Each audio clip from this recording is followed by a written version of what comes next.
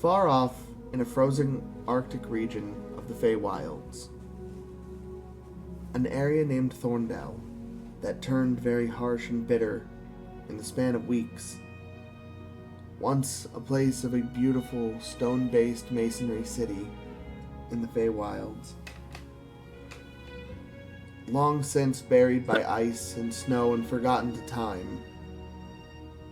Though some say they still see it in the distance, lights in a building far off.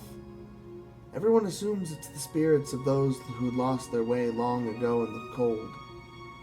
No one ever has quite made the trip up to see what was going on. The creatures that live in the area were dangerous to begin with, and the travelers that came through the Feywilds often were not interested in seeking extreme dangers.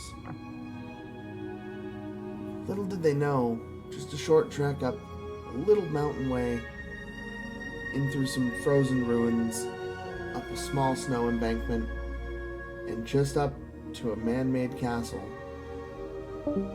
lived a certain individual. A hermit of the cold, if you would. We'll tell his tale now as it begins to weave its threads into our own. Would the player care to introduce?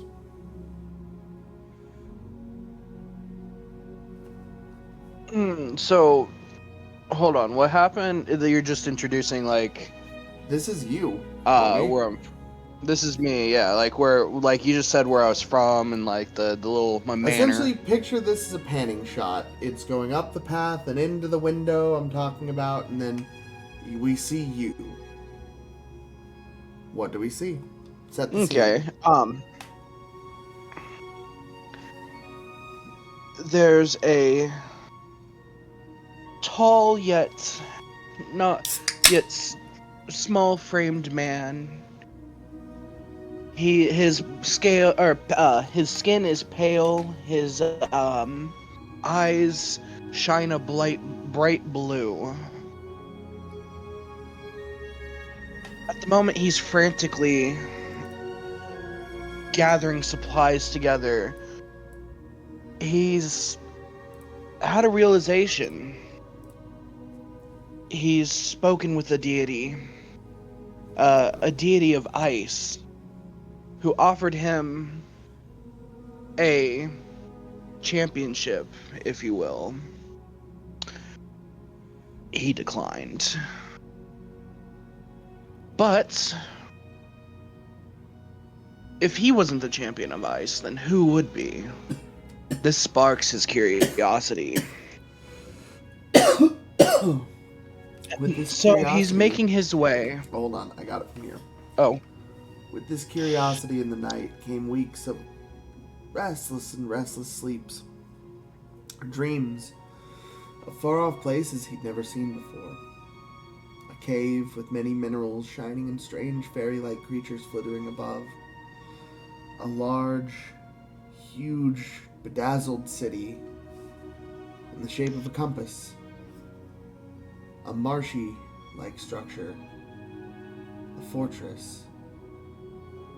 Many sights, many dreams that you'd had in the nights led you to feel a yearning. And in that sense of yearning, a voice rang out to you.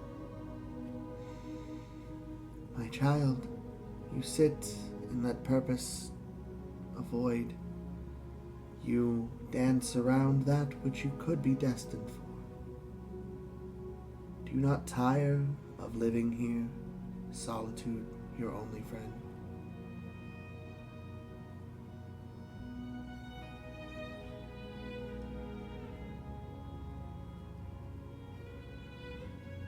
Hearing this voice, he does not respond. He just continues to pack his belongings.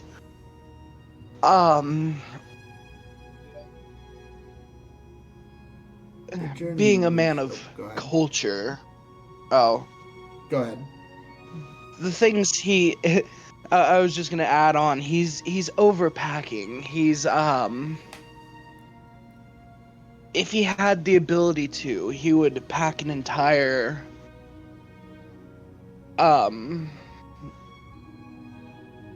basically, if we ever like have a camp or anything, like I want to fill a bag of holding with like furniture and stuff. He glamps. He doesn't camp. It, yeah, he glams. The He knows he's voice- gonna be on the road, and he Yeah. knows. That voice still not getting a response back from you, though it's tried many times with visions and dreams. In a calm and accepting manner replies again. All the time will be given. My eye you have caught. A twinkle I see in yours. I'm not sure what your destiny awaits, but finding it will be grand. Just seek the beauty in life. Go live. That is my edict. You are overwatched with an overwhelming sense of calm.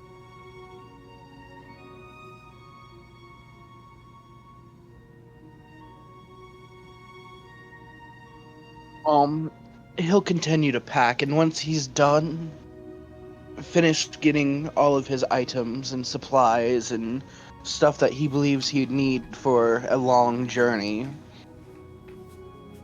he steps out of his manor. Something he hasn't done in a very, very, very long time. And then the agoraphobia kicked in, and you must make a constitution saving I'm kidding. Jesus Christ. Yeah. You step out. He's afraid of the outside. So you step out, and you think ahead. I have no idea where this feeling is leading me. The journey could be long and treacherous. And not just a short but half day's way away. Where the ice and snow begins to fade into soft autumn hills. Another area, the twilight murks. A swamp bathed in an ever-golden glow of radiance and calm. You know this to be a magical place. You've read about it many times. You were afraid to go through. But a peaceful stroll and many wondrous sights already you've behold in just such a short ways traveled. You're starting to see the beauty of life. You see fairy folk flittering around in the distance. You see a beautiful great crystal tree, deep, deep in the marshes. And as you follow the golden glow's light to where it meets with the apex of day once again, a sign of a way out, you feel an electricity-like sensation move through the entire atmosphere. And in this instant, you watch as a small golden hole appears in the fabric of time itself, beginning to weave and unweave at the same time. While it looks like it's trying to repair itself, it unweaves more and more and more, opening a glorious golden portal. It almost immediately starts to close as it repairs itself. You do have a decision. Do you proceed on foot? Or is this the destiny that they were talking about? The feeling does shift, and It's just a golden portal. Yes, it's a golden portal. Can I see beyond the portal? Like, you know, Beyond it, you're not sure. can I see into it? For the quick second that you are able to glimpse, you see the soft silhouette of an illuminated city. A castle in the distance, a night of a full moon, and a festival going on. You're not sure what this place is. You've never seen a night-based kingdom, but it feels appealing.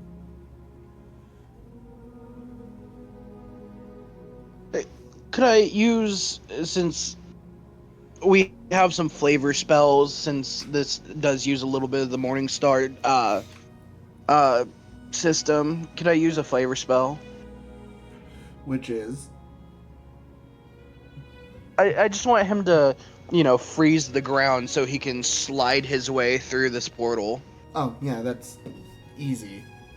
So, almost instinctively, your body moves before your brain is sure of the decision.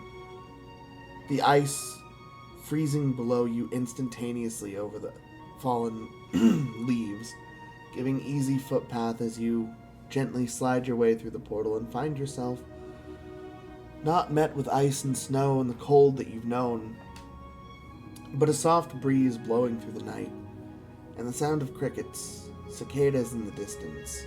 You see soft fireflies illuminated over hard ground. It's firm. You're used to soft, giving snow. This is cold, but solid ground.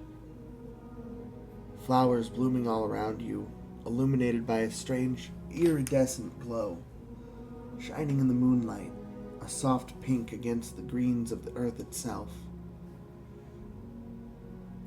In this moment, you look out on the city, and everything seems peaceful. It's in the days to come that you've learned that you come on the night of the Moon Festival to a kingdom called Nyx. Through many trials and tribulations, mostly being eventually your fundage started to wear thin from what you had brought, underestimating the cost of some of the things in this world. Not wanting to find work, per se, you started to sell small miracles and bobs. Everyday feats to survive. Nothing too demeaning. You did what you needed to and you made it by. And you bided your time, eventually finding a location. Through weeks and weeks of following a person in particular. A young red-headed half-elf. Or no, sorry, I'm the half-elf. A young red-headed elven folk. You come to know her name to be Amelia, the new patron of ice. You instinctively do feel a necessary pull towards her.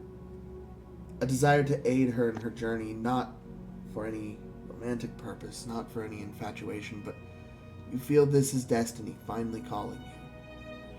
It's not something you've ever thought you needed, but now that it's being presented, it does create a longing in you. Not for any material things like you'd known. It creates a longing for adventure. For sights you hadn't seen like in the days that you've had here. The months you've spent in the kingdom and the tragedies you've witnessed. The stories you've heard of their greatness and ascension to becoming champions of the land.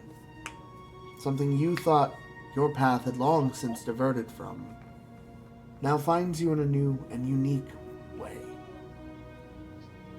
Maybe it wasn't your destiny to be a champion. Maybe it was your destiny to aid a champion. To play a role in history even despite thinking you had no place in it to begin with. Can I Go ahead. give a little... He doesn't think that, he doesn't have a role to play in this destiny. He doesn't care to play that role. He thought the work of a champion would be beneath him. Yeah. Sorry, Emmy. I get what you're saying. The work of a champion is working for someone.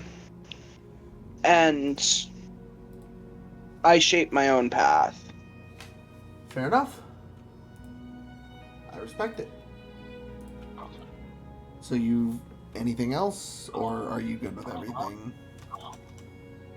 Yep, I'm good. So I've made it to Nyx, and so now I'm... It is the day after... Sorry, it is the evening of what has shaped up to be a colossal attack. No pun intended whatsoever in it. Out of the blink of an eye, a swarm of demons descended down upon the town, swirling overhead in a cloud of mayhem, and gunshots alike as swords rang out. People did their best to defend themselves, and many, many lost their lives, unfortunately.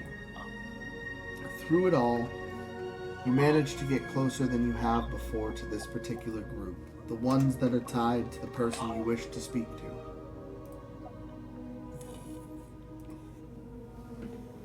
come to find out in these days that you've been waiting names of pretty much each of them. Some have appeared that you haven't gotten much information on. But you've waited and waited for the best time to approach them. Now feels like a good time. It does seem like they're short-handed.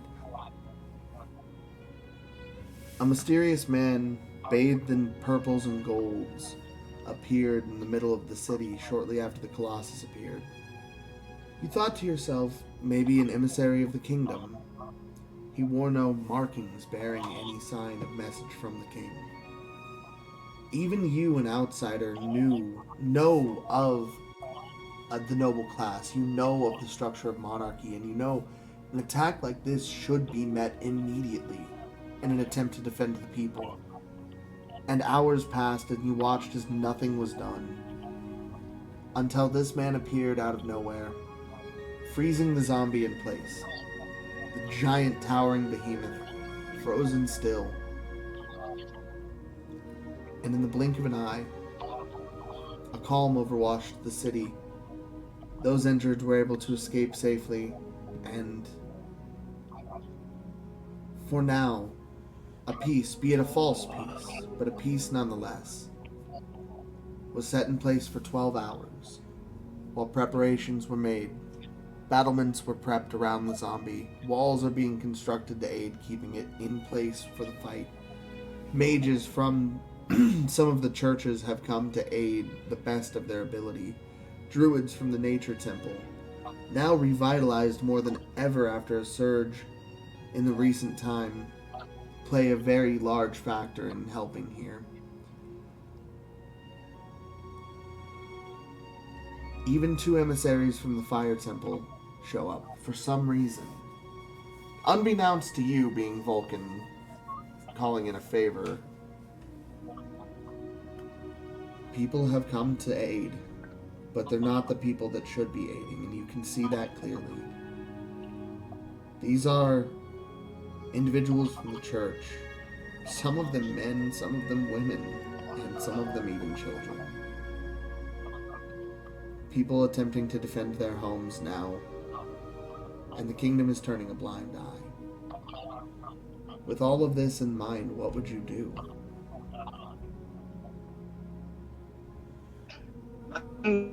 Blind eye.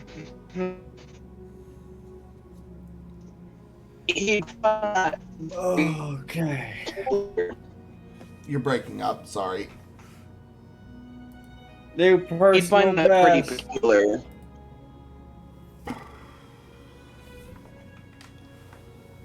Am I still breaking up? You're good. I mean, he would find it peculiar. What do you want to do then? Do you decide today is the day you join them? Do you want to go talk to some of them? Do you want to reach out?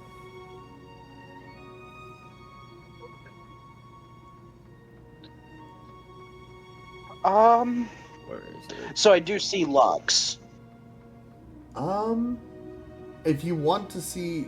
So you see Lux where, is what you're asking. Yeah.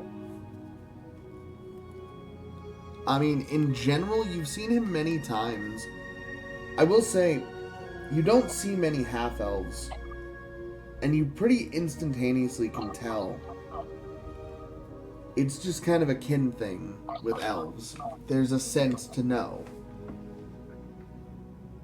You're definitely intrigued by him, simply because he's the first of your kind you've ever met outside of direct family.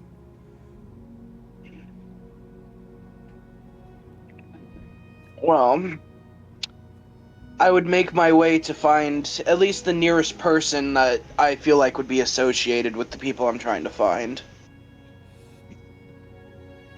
You know of the location they continue to go to, yet you haven't approached it. You could try to approach it if you wanted to. That would be the bar, which leads into the hole in the wall. No problem, Emmy. I can make my way there then. Or, with what's presently going on, Lux and Vulcan are sitting on a roof and you are watching. You can see them.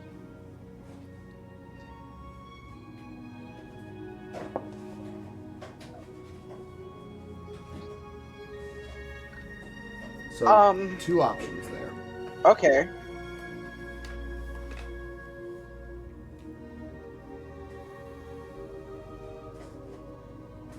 Let me read a spell real quick. Oh, shit. Okay. Cage, thank you for the follow, my friend. I appreciate that, Eddie. Oh, I hope you're okay. you jumped in right as we were starting D&D.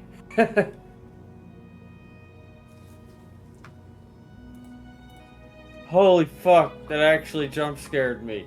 Jesus.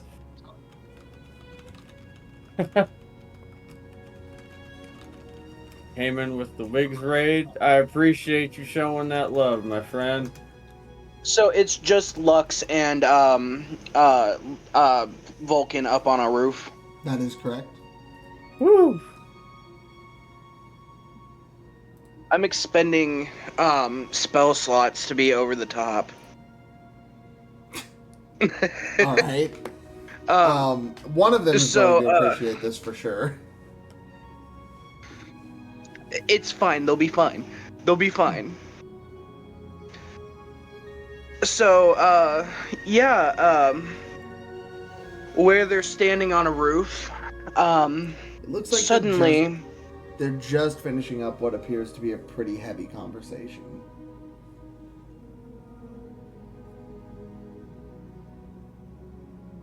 Behind them, behind Lux and Vulcan, upon this roof, a man appears. And as he appears, a thunderous roar claps as he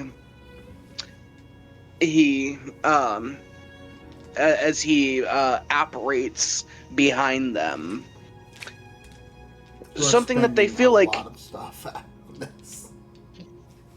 they feel like they would have been hurt by this, but for somehow they don't. I'm rolling a green and a red dice right now.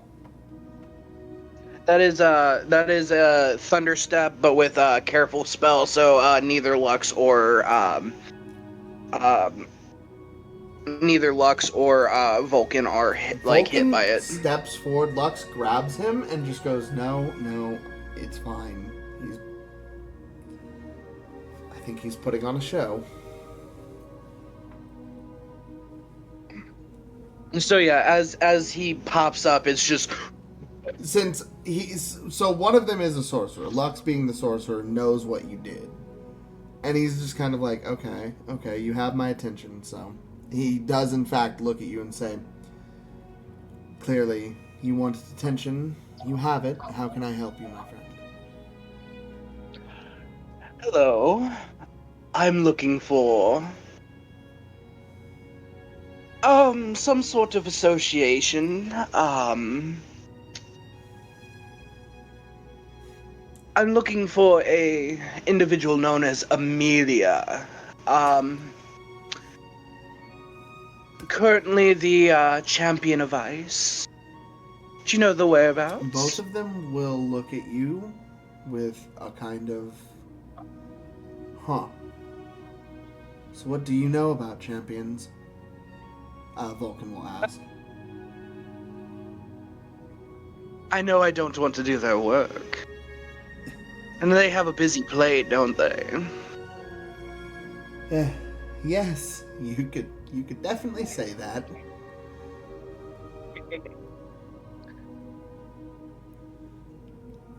Well, So you're seeking a champion, though you want not a champion's lifestyle. Why? we all have our reasons. And who might both of you be? I've been watching recently, Then, and oh, you two seem to be associated with what I'm looking for. well, I'm Vulcan. I'm not necessarily involved in any of this. I'm just here to help my brother. Yes, looks you're over. the one who appeared early Recently. Lux looks over smiling. You can call me the Earl of Misery and Demise. It's nice to meet you. Ah, you could call me the Frozen Baron, then. Wonderful. If you've been watching, you know who we are. Well, you know who I am, at least. Technically, he just showed up. So, if it's Amelia you want, you're gonna want to buy your time. Just a little bit. She's not exactly in a good place. More is not going to help at the moment. She's got something she's gonna need to go and take care of. And I'm not really sure what her next step is gonna be. But right now she's Oh left dear. right now she's left orders for any potential aid or ally to her that she's made to aid us. We are champions as well. We are working towards a goal of revitalizing the world so each of us can have the life that we want to seek. None of us really enjoy being destiny bound. And the truth of the matter is, Amelia will be back before long. This is a very personal step in her journey, and to say more would be a betrayal of friendship. I doubt she'll be gone long, if she even leaves. I'm still not sure. All I have is the information from one simple conversation. Well, in her absence, then, would you mind showing me around? I I will not cause any harm if that's something you'd be worried about. I don't sense anything bad from you. Look, I just got done dealing with some really evil personal shit. I don't mind if you haven't given me a bad feeling yet. That's to say I know what to look out for. Do you? Unfortunately. So, let me have a day to deal with all of this, and you've got your tour of the city for sure. I'll introduce you around Oh, I to our don't. little group and get you settled in before she gets I've back. Go ahead. I've toured the city. I know this place. You haven't toured it like I have. I want to tour. I want to tour your little bar. As I was saying, we'll put you in contact with Sidri. He'll be able to help from that point on. We don't act without his permission, so... It seems you've already gathered a bit of information. Just a heads up, revealing your sleeve too early is a bad habit you might want to look into, my friend. Don't think I haven't Oh, I'm not noticed. revealing my sleeve too early. I have plenty of tricks hidden. But, you seem like fine gentlemen, so I thought being trustful with you would be probably my best course of action. Vulcan steps forward and says, "Trust is great. Stop talking like everything's a cryptic threat. There's no point in that. I don't know much about this group, but I can assure you, everything is fine for now. The worst to deal with is that." And he does point out to the very large, now frozen in static time, zombie in the middle of town, mid-swinging rampage. Small battlements being built around it. That's about the only thing we have to worry about. Then everyone's figuring out next steps.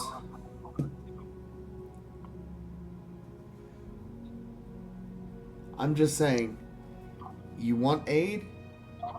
I wouldn't go around throwing out vague threats right now. Trust me, It's not a good When have I look. threatened you? I'm not saying it's a direct threat, but the tricks up the sleeve can be misconstrued. Just be careful how you present yourself. Oh, I present myself quite eloquently. If you haven't noticed, in this city, our kind isn't exactly welcome. That kind of behavior is definitely going to draw unwanted attention. And I'm gonna be real with you, the kingdom's not opposed to killing half-elves. We're nothing to them. I would not get on anyone's bad side, my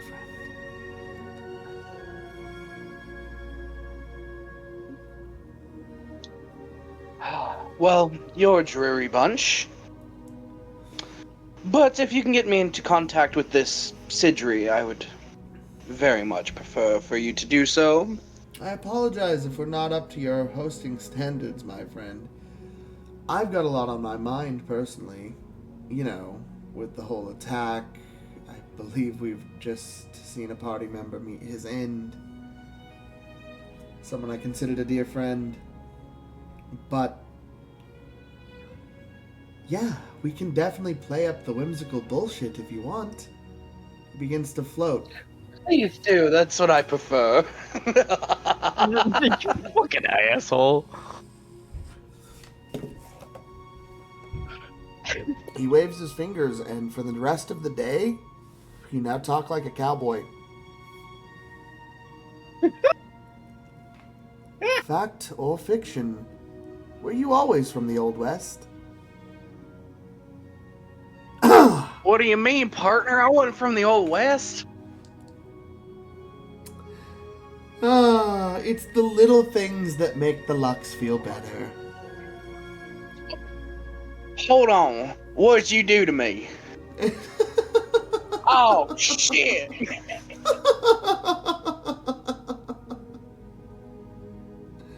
You're a funny one, my Whimsical friend. bullshit? Well, it You is asked what for I asked whimsical. for. You did ask for it, my friend. No harm, no foul. He removes it. It's just been a very long day for some of us. We'll be up to it tomorrow, trust me. Right now, about the only thing on my mind is going to ask one of the most important questions I've ever asked to someone who should have heard it a very long time ago.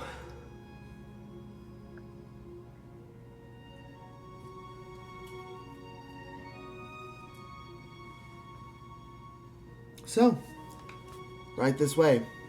It's going to be another somber bunch, but I'm sure Bessie will welcome you with open arms.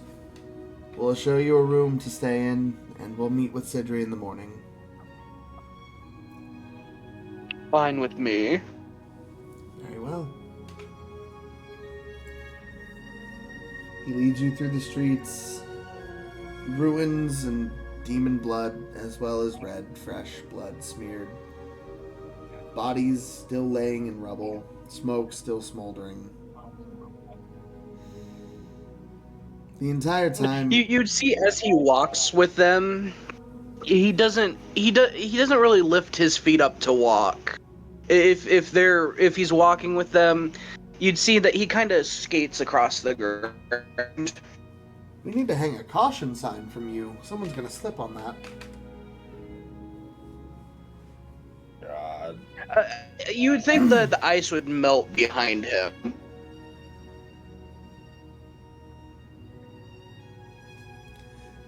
Like it's more there's just a frozen patch underneath him.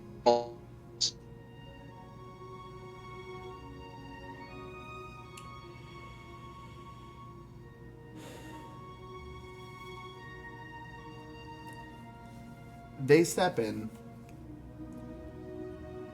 Everyone has this very long moment of talking, and he speaks to a woman who is a very large woman, her arms adorned with a bovine patterning, large cow horns protruding from the head.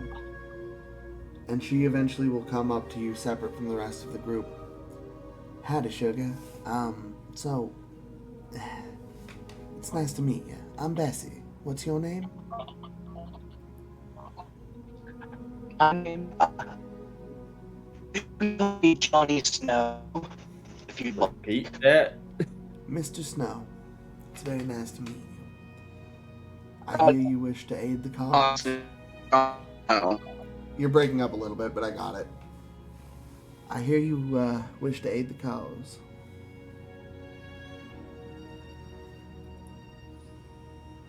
I wish to aid. I'm not here for your people's revolution. What's going on here? See by the secrecy that you all hold. Specifically, I'm here to help a certain champion, but if that's the case that I need to help you, Well, it does I'm appear here. that it is. So you are here indeed.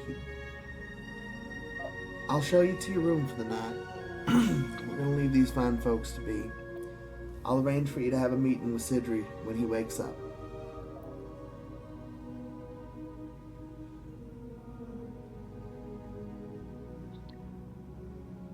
You sure that the folks here don't need a bit of cheering up? I can help with that bit if you would like.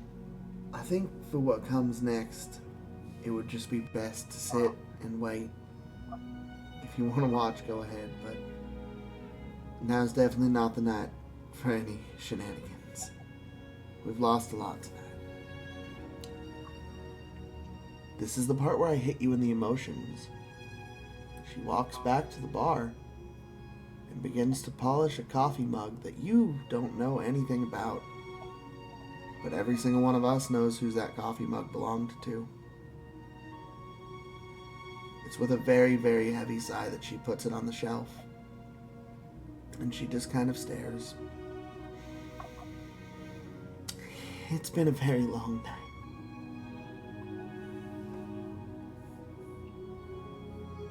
Understand.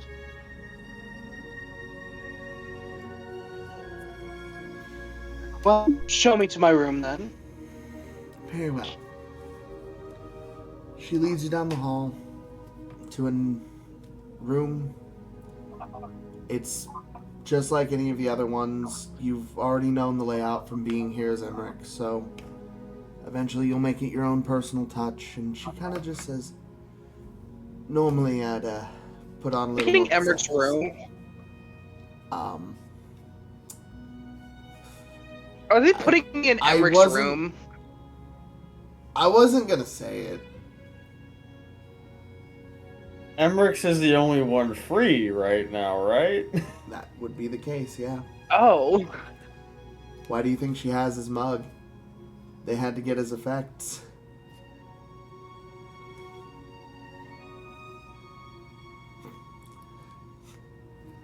I Now don't like the he's- feeling of this place. The last person who That's- lived here was an interesting one. It'll feel like home before you know it. If we can do anything to help, Mr. Snow, just let me know.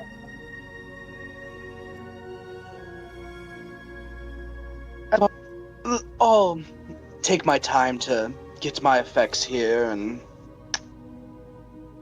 spruce up the place a bit. Very well. Have a good night. She leaves and shuts the door behind her softly. Anything else you were wanting to do for the evening? For the night, all the stuff that he had brought, he would start to, he'd unpack, basically. I'm guessing their rooms are just kind of bunk rooms. I mean, for the most part, they were just standard, they're done up. They're fully furnished. You've got a nice little table, a desk area. The bed's pretty decent sized. There's a private bathroom. It's the same big hexagonal shaped room that you knew as Emrick. It's kind of like a dorm, right? Essentially, yeah. Yeah. He would go and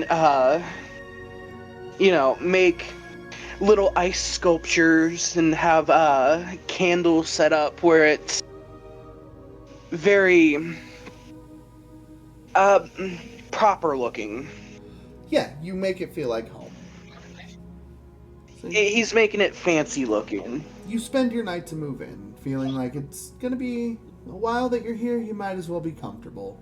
So you settle in for a pretty peaceful night's rest. Your bed is pretty comfortable too, so that's a good thing.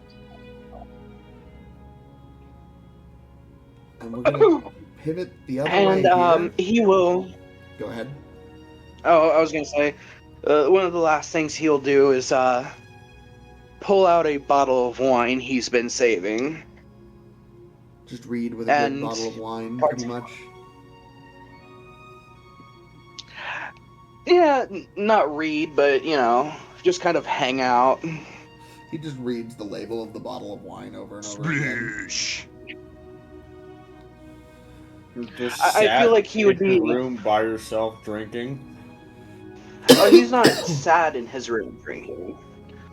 He's basically, as he's like setting up everything, he's like having a little bit of a, You okay, Holly?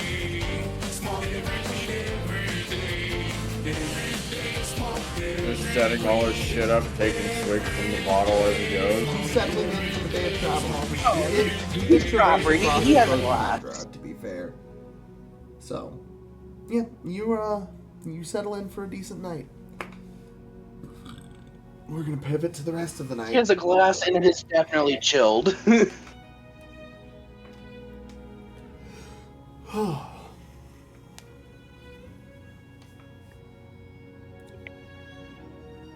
We go back to the bar scene. We rejoin with Strongjaw, Asher, Lux, Vulcan, the now healed, slightly scarred Rena, Alpha sitting, drinking a pint of ale, looking exhausted, and Bessie rejoining them just behind the counter. Heaviness is sitting on all of them pretty hard. Austin, I'm a cry. What's wrong? So, Krillin! How's the day? The day's great. We're just running D&D right now. everyone okay right now?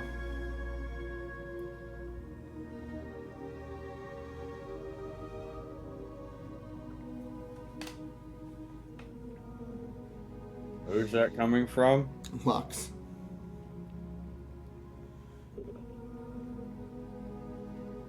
Well, things could be better, but they could surely be worse. You have no fucking idea. It's...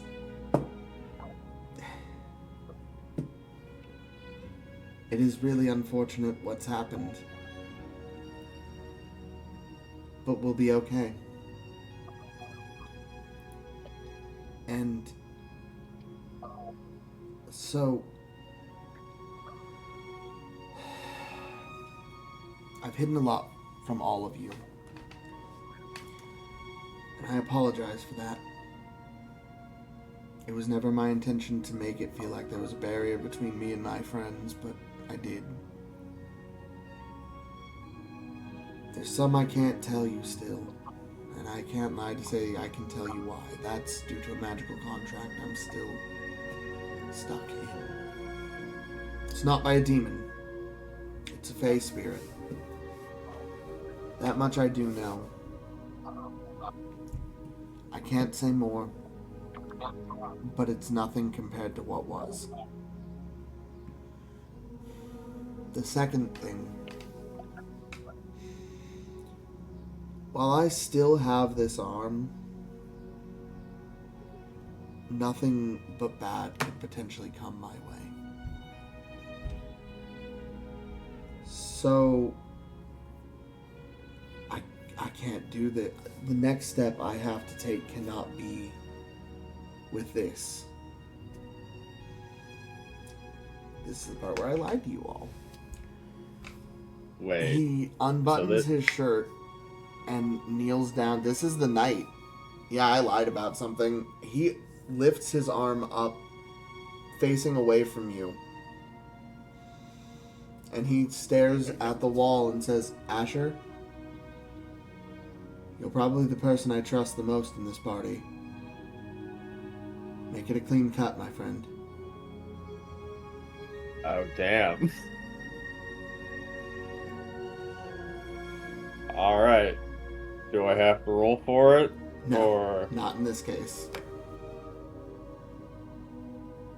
Yep, Asher would break out the pole arm, aim the sharp end at his shoulder blade, and go for the swing. In that moment, several things happen. He falls, clutching what was his arm, once again bleeding heavily, Alpha stepping forward immediately and expending the last little bit that she had to stabilize him.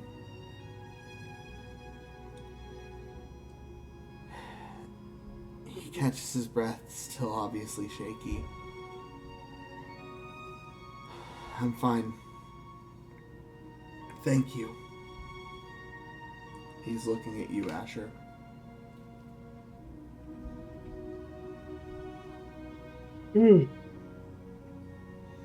No. No more getting hurt this Lamb. bad, please.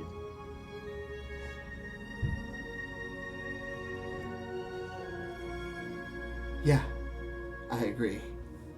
I'd like that very much, actually.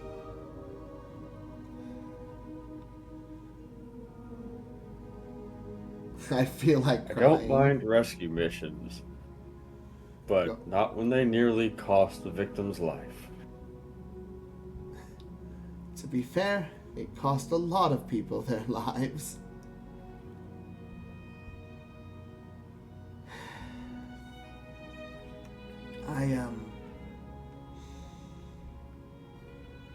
I'm sorry if anything I did caused trouble for us. I can tell you right now, my past is no longer a factor in any of this. I'm putting all of it long behind me. I'm severing all the ties I should have. I need to focus on this. It's been a long day. Sorry, Lem. So much pain. Feel better, please. Maybe it'll be a good Christmas gift from the group to ya. But,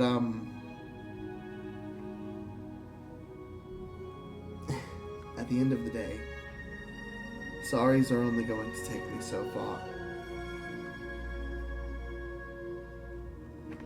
I can't say what happened out there is not, in some way, a minor, if not major, byproduct of my actions.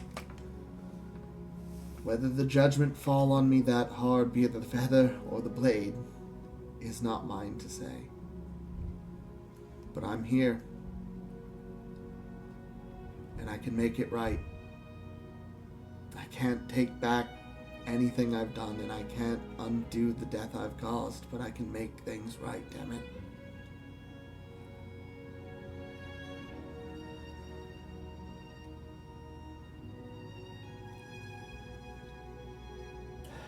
You all saved me yet again. And here I am, so caught in my emotions I haven't even properly thanked you for the first time. I can't really talk about making things right in the world without talking about making things right with you guys. I love you all. And I'm not hiding anything anymore. He flicks his fingers, and his ears go from rounded to pointed. You already knew, it was revealed to you guys a long time ago, and even beyond that, he still continued to hide them. Even Bessie lets out a small gasp at this.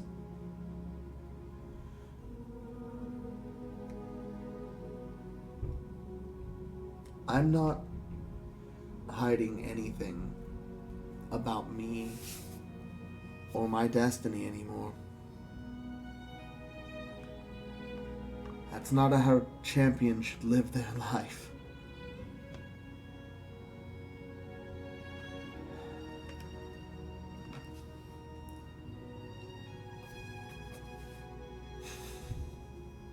If you think your race is going to change anything about my opinion of you, you're sorely mistaken. It was never necessarily for any of you. I apologize if it ever came across that way. It was for me. I've always been afraid to have those eyes on me. I don't fucking care anymore. Something out there told me I was destined for greatness. Who's to say all the goblin folks are right? Fuck them. Why hide what I am?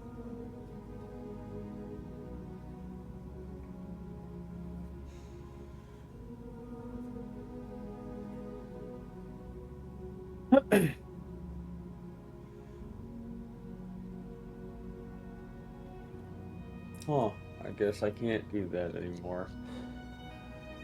Strongjaw, you've been pretty quiet. You doing okay?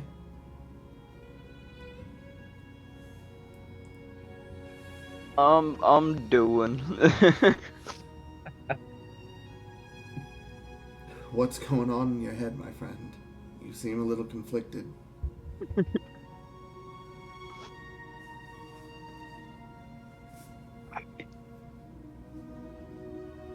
I don't really know. I don't know how to feel about the fact that like everyone is kind of going through shit. I mean, I feel kind of thankful I wasn't the one going through shit, my friend. But it's like, yeah, no, man. Like, I want to feel good, but like, shit. Oh, God. He Well- bends down, kneeling, and he just puts his hand on your shoulder. My friend, live your life. If you're happy, we're happy for you. this whole champion shit has just been like, Insane? I don't know. I wasn't ready to be someone so important. Much love for being here, Krillin. I hope think you're that's having a a good day, sentiment that man. resonates with just about every single one of us at this point, my friend. You'll see several faces in the room Sure, I kind of wanted start to nod. to. Go ahead. I- Cookie. I was excited to meet some friends, go on some adventures, and punch some shit. But Aw, Lem. If everyone wants to start sending them their character stuff for Lem, then fucking do it.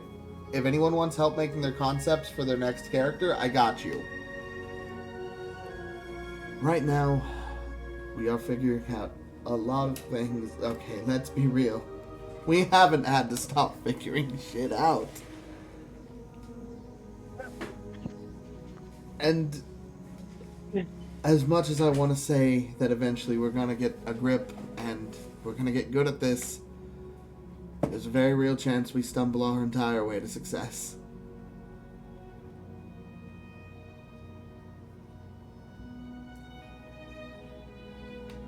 All I know is the Who future said is... we knew what we were doing?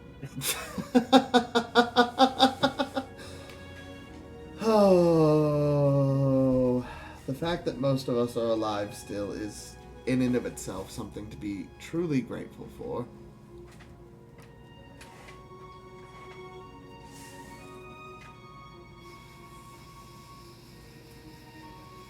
I think losing Emrick kind of made me realize how serious this all is.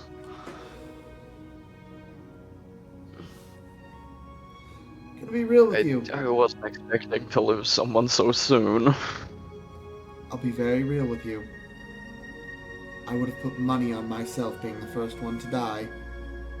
The second he says this, Rena throws her mace at him and hits him directly in the knee.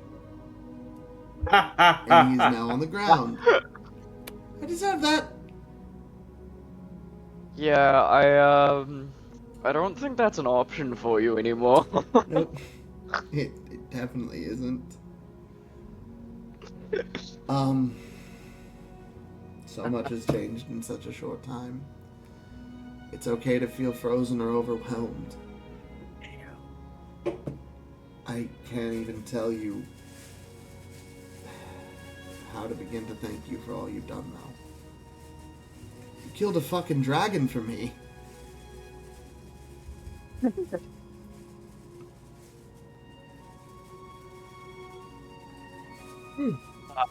That was pretty fucking cool. That was awesome, man. The point being is no matter what, it seems we're going to be thrown into the middle of chaos and shenanigans. Is it not better to just embrace it and live?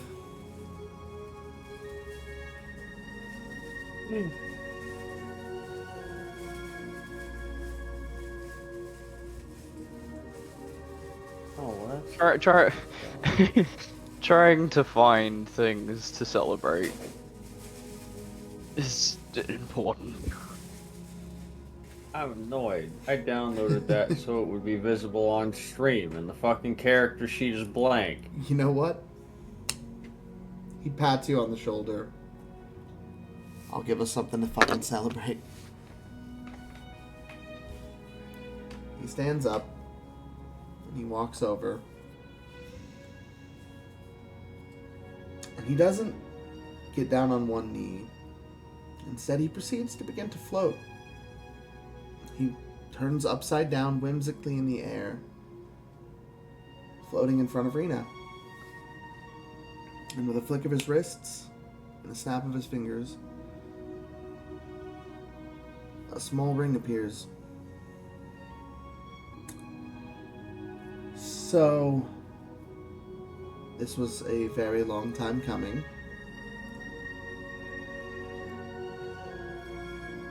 If the last 24 hours have taught me anything, it's that I have someone that will fight literally tooth and nail to make me see another day. Because of all of that, and not just the time we've spent together, just in 24 hours, you made me remember how much I truly loved you.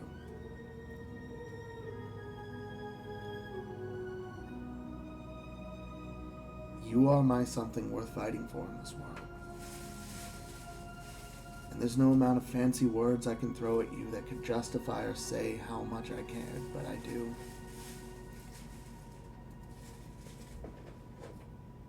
So, I kind of already know the answer.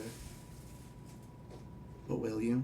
The robots have gotten pretty good at what they do, but they can't They embrace. provide 'em a human touch. On Etsy, you can find something And handmade, everyone handpicked, or around, designed by in spite of people who know feeling nothing parts but to their turmoil and pain in that moment, it's turned on its head. As an eruption of cheers begins to play once again, music sounding, and two very happy people finally coming to terms with their place in the world.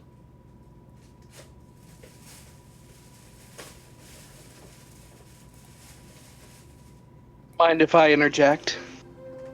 Oh, so now you're showing up? Did I went and smoked with my roommate, but I was listening the entire time. No, you're good, Um, you're good.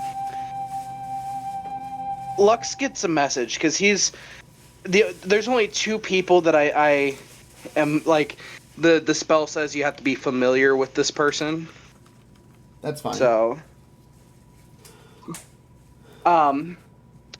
Lux gets a message. The wine I brought tastes like vinegar. Is your bar open? Is it still Immediately a somber following night this, down there? Immediately following this, you get a knock on the door. Get out here! Oh.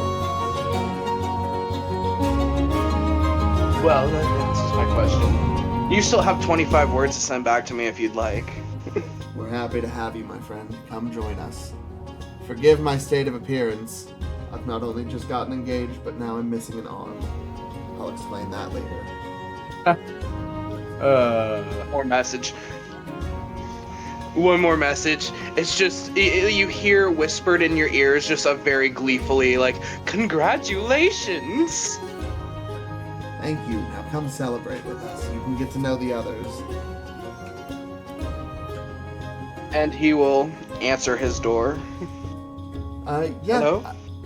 I mean, you see him down the hallway, as true to his word, a little bloodied still and missing an arm, but he's just, come on! Mazel tov. He'll fucking walk out. Where are the Hebrews in D&D? Oh yeah, true. I'm kidding, come on. So yeah, everyone, what was originally a very somber mood turns into a very bright and festive party. There's dancing lights, there's music playing, and everyone is genuinely having a better night. Drinks are being poured, and there's no tab being paid. Every single person's drink is on the house, happily provided. Sidri is sitting at the end of the bar, drinking from 2 different tankers of 2 different sizes, having the fucking time of his life. Be off in a corner, fucking, like, arm wrestling fucking people. Of course. Him and Rena are at the bar. Is there a piano in this bar? Fuck it, yeah. Oh yeah. Fucking, my character is, singing atop the piano. I do have, stuff I will do with that. Check. If he does well on this, we crank the festive music. Huh? I said if you do well on this performance check, we'll crank the festive music. Oh yeah. Plus, I want to use Unearthly Chorus. Net 1. Party rockers in the house tonight. BRB, gotta go to the bathroom. This baby hates me. Oh god, yeah. I can imagine. This is all new to me. So, Unearthly Chorus, extra music plays just to, you know, complement what's already playing. The Etsy and story stuff. Yeah, that was great. I will make my. I apologize. Keep talking. You're good. You're good, as long as you're listening. Lem, I'm so sorry. I hope everything's okay with the mother-in-law. In-laws are going camping. That'll be good. What's going on is we're about to go and face a genuine life or death battle. My character just went through 3 weeks of pure trauma and turmoil, so he just proposed. And now everyone's partying. Sidri is the now revealed prince of the kingdom that they are trying to save. They are in their little bar that is basically the hideout of their base. So and with the God, Emmy. Oh, go ahead. Oh no, fucking Emmy just keeps going. And Lux and Rena got engaged. She's having the time of her life as well.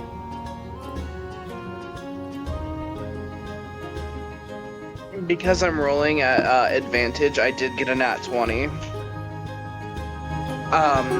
The performance check is 33.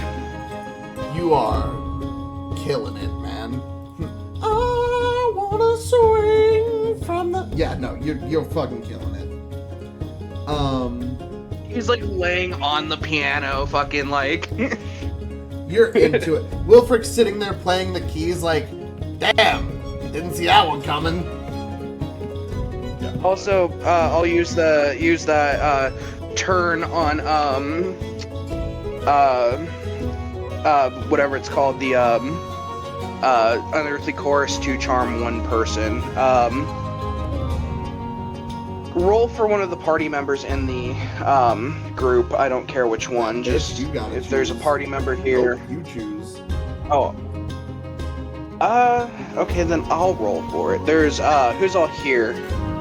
In the bar right now, you've got Sidri, you've got Bessie, you've got... Eilton is very, very quietly sitting in a corner, like, holding his shit together for the moment. Wilfred's playing the piano. You know none of these people, but I'm kind of just explaining familiar faces. There's a lot of normal members that are in and out a lot that have been called back for the crisis that are definitely relishing in some good celebration. You see, Asher, at this point, would you already be gone, or are you celebrating for a while before you go do your thing? I imagine Asher would try and hang out for a while, although I Asher? was kind of... Go ahead. Although I was kind of thinking of getting it out of the way to see if I could fucking just walk out in the middle of the festivities. It's gonna take 4 hours. Damn. Yeah. Yeah, no. You said it was Eilton in the corner? Yes, it's Eilton in the corner. Okay, so, Oh god, do I have Eilton to needs to... You're about to force me to give him fucking character development, aren't you?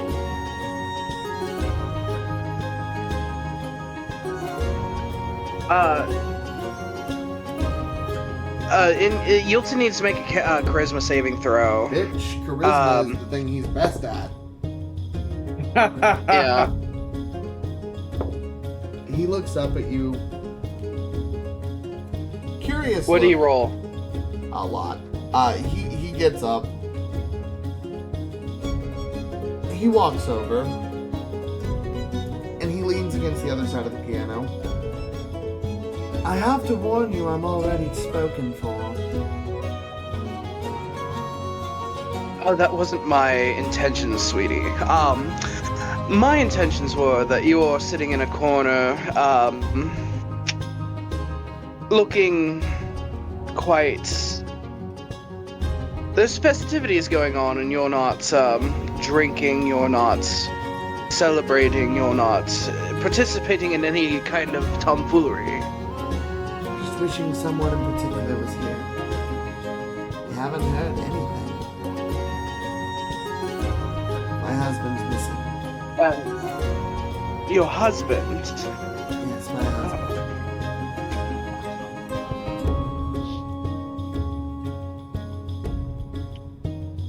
What a dreadful thought. Do you have any information on that could possibly help? Everyone's kind of doing what they can. We've got several leads, but nothing has come up from our scouts.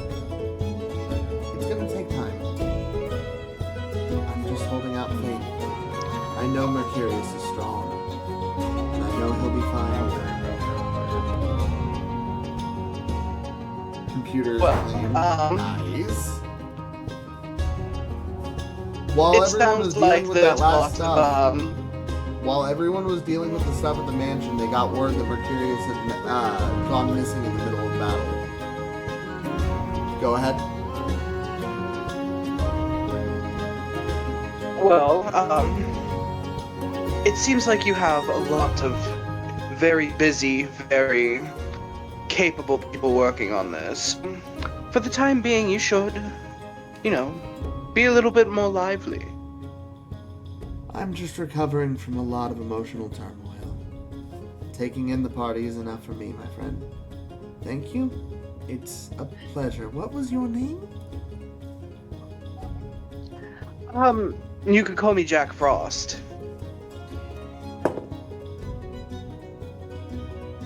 He's been drinking, so he doesn't know, or he just didn't remember which name he used earlier. Yeah. Between me and you, Mr. Frost, you're rocking that outfit. Well done. And he kind of walks back to his table.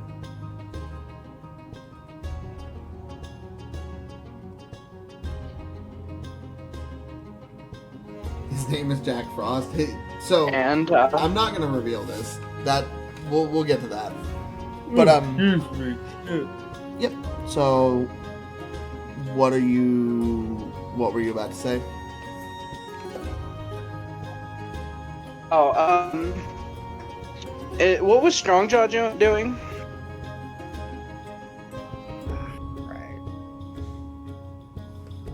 What is Strongjaw doing as the party is kicking during the up? fucking party. Yep. Yeah. Oh fuck! If it was during the party, no, I had fucking like I'd be fucking setting up a table in the corner, fucking doing like arm wrestles with people. Okay. Oh yeah, you're arm wrestling. Wilfric walks up to you. Alright, I've been wanting this for a while. Come at me, big boy! And he, gives the arm up. Oh yeah.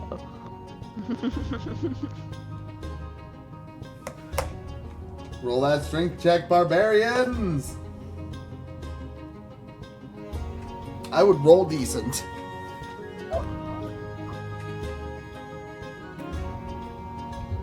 I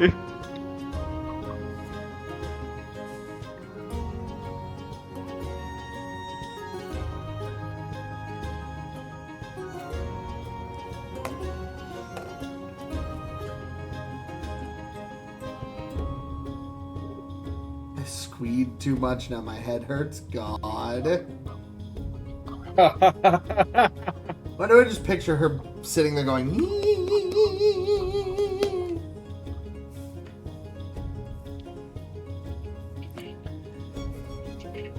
If Holly's listening, I'm sure she was inside.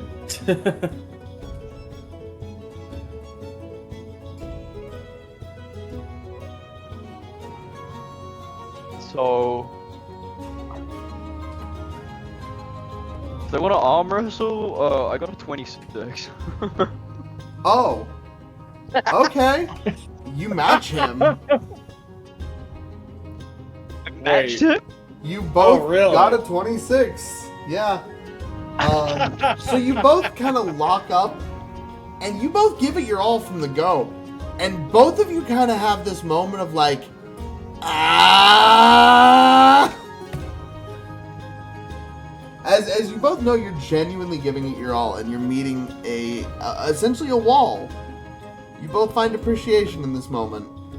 Roll another strength check. They come to a complete standstill. We come to a mutual understanding. This happens 3 times, the table's going to break. Don't know about dinner tonight. Mother-in-law made jerk pork and everyone is saying it's super spicy. Ooh. Bro, Want jerk pork is pizza? Been craving some Little Caesars. Hey, sometimes Little Caesars isn't bad. What? Little Caesars is bomb when you want pizza and you can't afford anything else. Or when you're drunk. Dude, it is. Well, wasn't fucking the Little Caesars the one that the fucking CEO came out a while ago saying that he could eat like fucking 40 pizzas in a day? Yeah, that dude's a monster. I hadn't heard that. Yeah, no, He dude, he would goes crush like 3 like, he pizzas a crushed- shift, oh, and he's he's like, like, yeah, I'd eat like 40 of them a day if I could. Oh, I mean, granted, if I had the stomach capacity, I would crush like 6 of their pepperoni cheese breads. But, fuck. Dude. When you guys So talking funny, about though, food, dude. I'm burnt. I feel it. I don't get paid Literally, until tomorrow. Seriously. I want to order food, but I know I shouldn't. I lost my entire paycheck in a single day to fucking bills yesterday. I'm so sorry. That Pepperoni sucks. cheese bread. I am running off of the money that I had saved fucking like 2 weeks ago. Mm.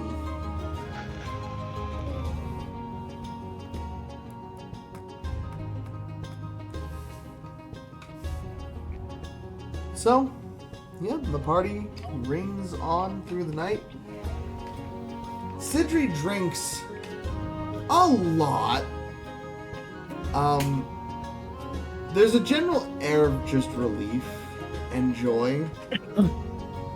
Him and Alpha laugh and share stories of past. And, you hear a lot of, oh, you'd never believe he snuck out this point and this point. Oh, did he use this trick and that trick? He always did that with me. as they share stories back and forth of their strangely adopted son. Holly, I get paid next week. Why? You kind of... Everyone's in a good mood. Strongjaw, what was that next strength check?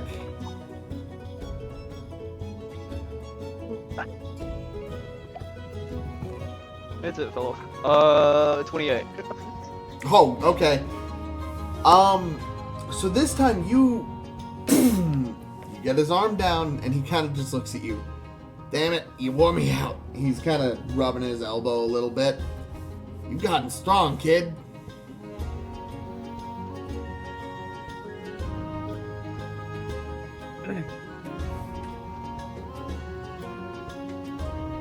Well, he raises a glass to you. Well played, my friend.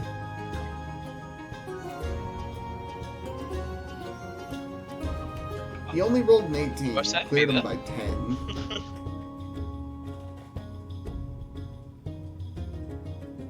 So yep, you guys I forget. go ahead. How old is Strongjaw canonically?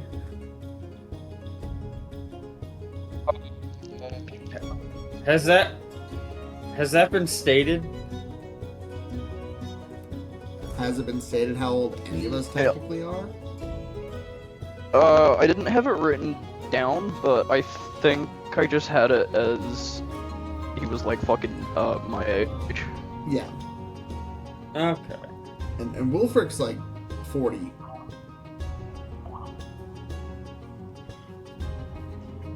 Oh, $22 since I didn't do it in the character description, this character's early 30s. Okay.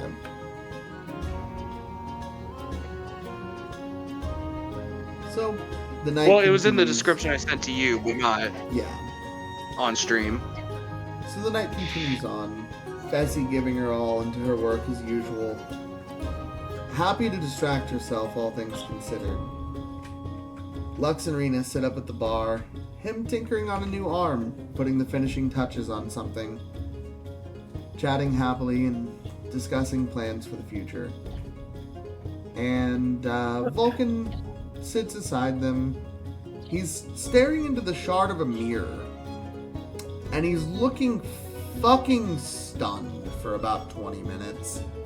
Not moving, not saying anything. He just looks wide-eyed into the mirror as if he is not believing what he is seeing. What do you have in there? My friend. A stark realization that I maybe didn't know something about my party member that I should have.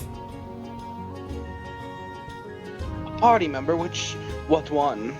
Vulcan holds up the mirror and he will show you what appears to be a completely distant land depicted in the shard of the mirror. This is being viewed from Foster's point of view from the high balcony at the end of the party. And it's looking down at... ironic that they're both of the siblings are at a party right now. That's funny. I didn't even consider that. So hold on. Both siblings are at a party. Foster's at a party, and fucking Odin's at a party. Everybody's just today Yeah, is the we're all night of party. Yeah, Odin went back home and immediately was like, I teleported back into a party.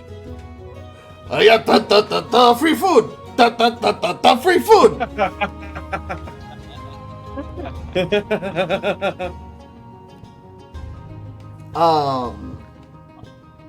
So,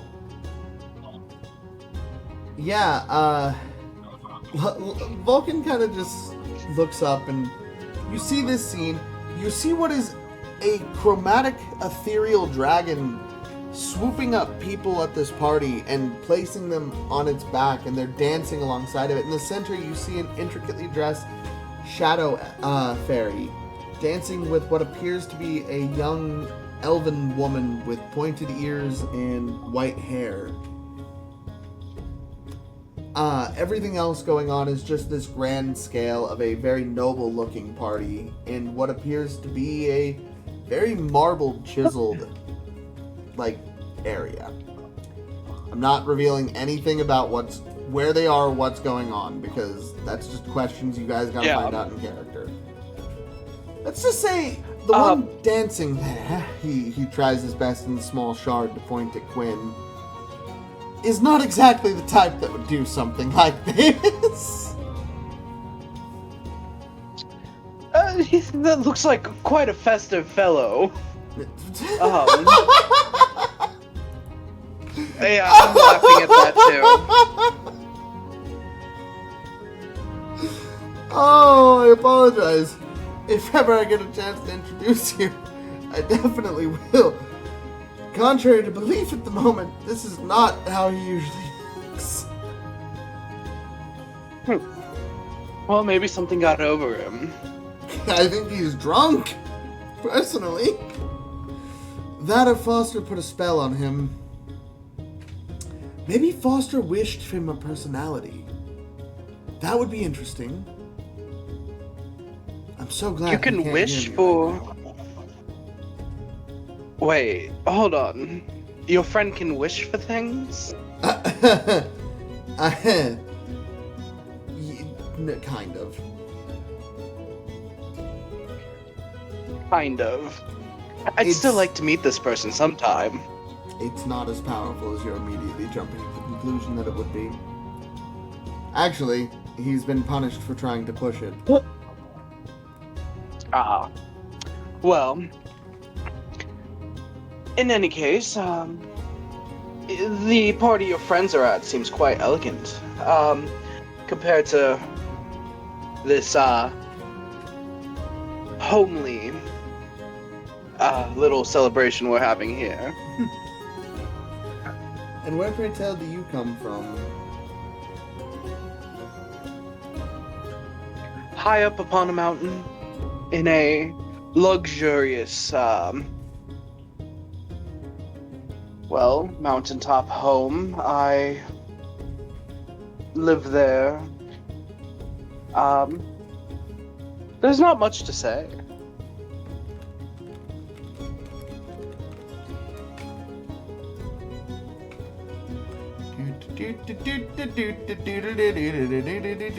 As you say this, he had subtly cast legend lore, and everything you're saying begins to build in front of you out of the palm of his hand in a small sapphire-colored display.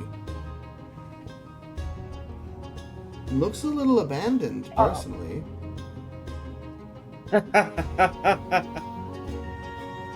Well, I do try to keep the best company, and... Well, what's better company than yourself? In some cases, I would agree with you. I'm just curious, though. You talk as though this party isn't to your liking, but you did come out of your room. You could have just stayed and been with yourself in that case.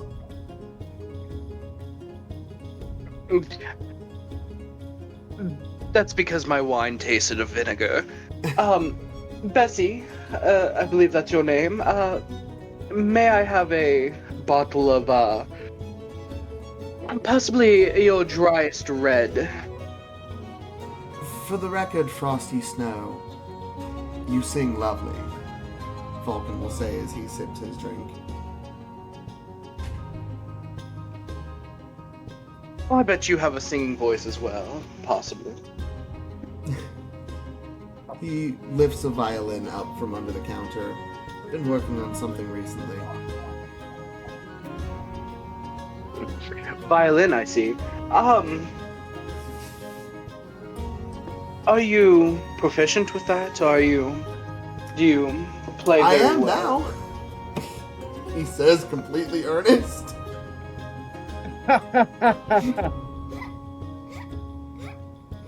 God. He's always played violin. He wasn't proficient with it until he became a bard.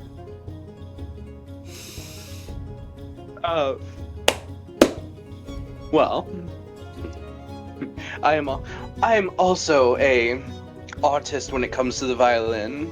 I've got a couple instruments that I'm quite proficient with. For me, it's just simple panpipe, a little bit of violin right now. I'm gonna work on. I think I figured out a little trick for some kind of glitter piano or something. I don't know. I'm workshopping a name. Use me. Yeah. And I'm talking to Vulcan, or is it Lux? You're talking to Vulcan right now. Vulcan. I need to speak with your brother about things that happened recently. I don't want to get the mood wrong, though, so, would you relay that information to him when time comes? I got pretty much the entire lowdown on it. What do you have to ask?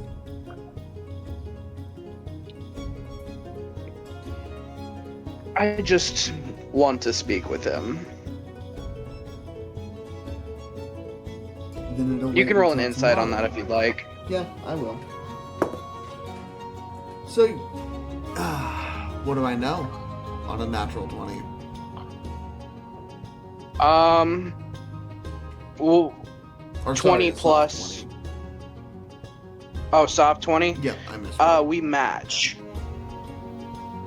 Oh wait, no, it would be against my deception, wouldn't it? Yeah. Then you pass. You could tell he's probably going to fish for more than just basic information. He wants to know the entire story. Just tell me what you want to know. If there's nothing I can fill in, I'll run it by him. Well, I'm here for the Champion of Ice. I want to know everything that they have done well with this group of people. I want to know what has happened recently, why there's a frozen giant rampaging through the city. I want to know... You hear Sidri from across the room go, "That was me!" In reference to the frozen giant. You summon the giant. No, I froze it. Oh, okay. Well, He's got funny hair.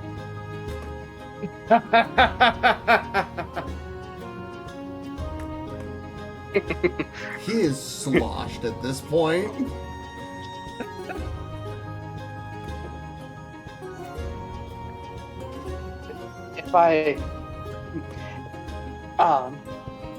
if I had better taste, I would probably not say this, but it seems like he'll probably be leaving tonight with that older woman there. Vulcan just starts Meaning laughing. Sidri and Alpha. Actually, no. Lux starts laughing.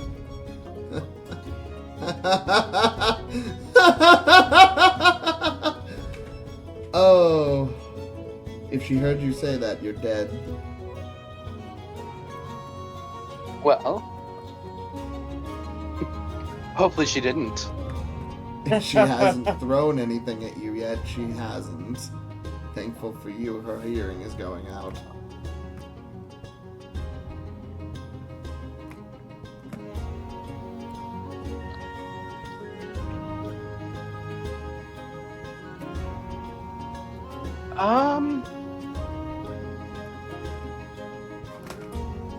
I'm But guessing he turns- Bessie comes back with my drink. Yeah, I mean, you've long since been served. She's quick. She left it at some point Okay. during the conversation. She also leaves you a bottle of elderberry wine. And a small yeah. note attached that just says, "Welcome to the family." Hell yeah. IRL elderberry wine is like one of my favorites.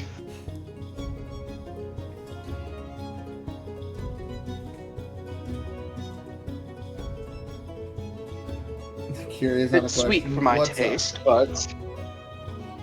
Oh, go ahead. Vulcan looks over. The village it's brewed in is called Love and Luck. It's a great little place, but they say everything that comes out of it carries an air of good luck to it. Interesting. It's a nice little place. I've I actually would wanted say to go I'm- there myself. Go ahead. I would too. I would say I'm quite a lucky person myself. It's an interesting little town. I've heard there's a gambling parlor, and people almost always make something there.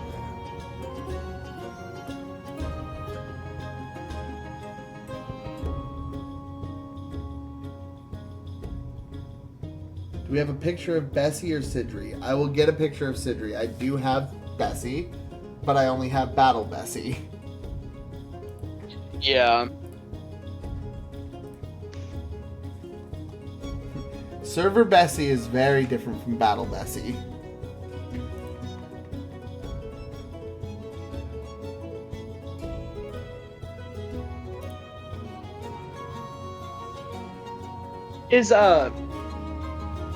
Would you think my I haven't done anything, so I would probably still be holding concentration on That's Bessie. Unearthly Chorus. Wouldn't I? I figured you dropped it with the song ending. Oh, okay. That would work. You know, I taking the chance to charm more people, you know. Fair enough. If you want to attempt But, to, that's fine. Let's see what everyone else is doing for now, okay? Yeah. So, we've got Strongjaw just finishing up a solid victory over Wilfric and getting back to drinking. You've got Archibald. He's there. He's come back with you. Braided beard, now dripping with ale. Everyone well into the night, and he just looks over. Alright, we're raising a glass to everyone that lived and everyone that will survive tomorrow.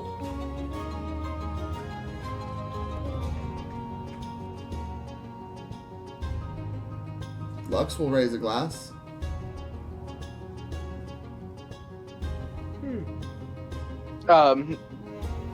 Johnny Snow will raise a glass.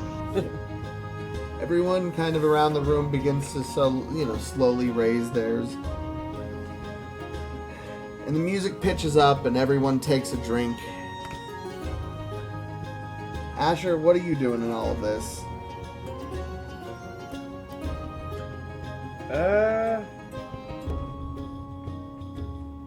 There's a good question.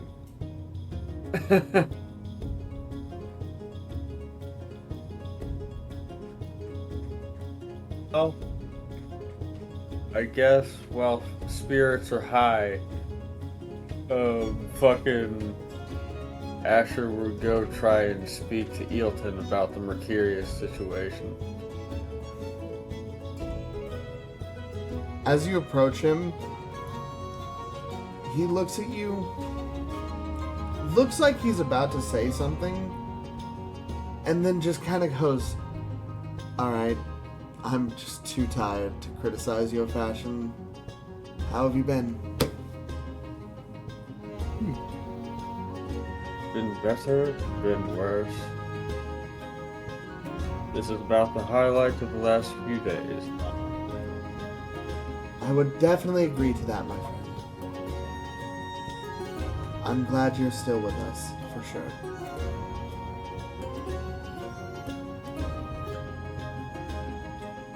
Night, Lamb. I We love you. Night, Lamb. Now, I understand this may not be the best time, If you're planning to but I ask am about... trying to, Go ahead. but I am attempting to look into Mercurius' current situation. Would you be able to inform me on anything that he said or went to do before he I disappeared? can't. We were separated. We were just running errands. Recently, we've just opened a shop in Medallion. an associate from another group asked 8 of us for something. Didn't really know he was going to be here tonight, but we went and looked into something. We got what we needed for information, but on the way out we were separated. A trap triggered. I'm not really sure what happened, but I wasn't able to locate him. When I reached out, Sidri couldn't find him through divinity. We assumed the worst at the moment, but then Lady Elpha showed up and she assured us that he was still with us. He's still fighting. We're just trying to find him. We've had several leads, whispers, but it's like he doesn't want to be found right now.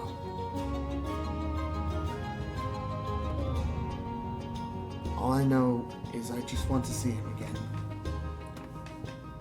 I'm sorry I haven't been much help. And honestly, if you come see me tomorrow, we can talk about anything else you want to ask. As for tonight, let's not damper such a beautiful occasion, shall we? Of course. Thank you, my friend. He raises his glass to you.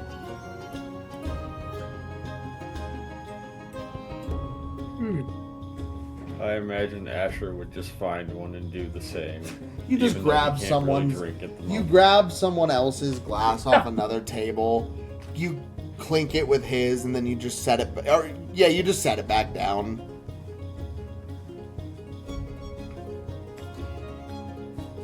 The other guy's too drunk to realize it, so why not? Cowboy voice was a little bit ago. I figured with this session we might as well just give everyone a refresher before what is essentially going to be a really rough battle. I think both cast and audience alike can agree truly that the last few sessions were a little rough. Figured this was good. So there's singing, there's dancing, there's talking, plenty of drinks flowing throughout the night, and the hours still tick on yet. Lux finally attaches the arm at the bar, and it begins moving in unison with his muscles, the fingers switching.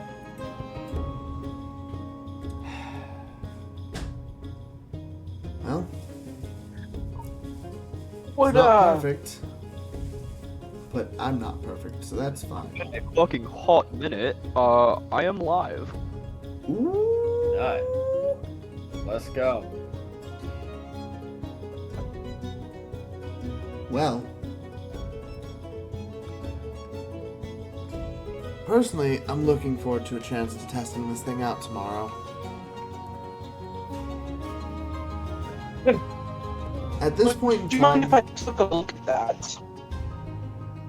oh, he rolls his sleeve up fully and shows it to you. What's up? I don't Joel give a grab fucking his fuck. arm I'll and just kind of like free look at it Fucking screaming. Are you making an investigation? and or cast something? Identify. Oh, okay. It's a magical arm. It's an enhanced prosthetic arm. Looks like it has the capability of propulsion.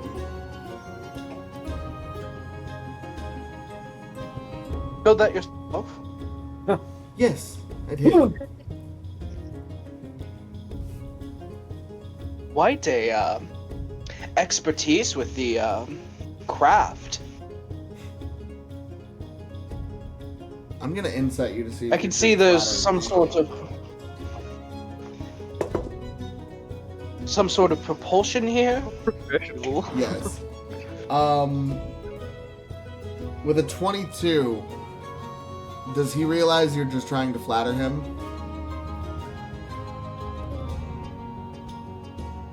I'm not deceiving anybody.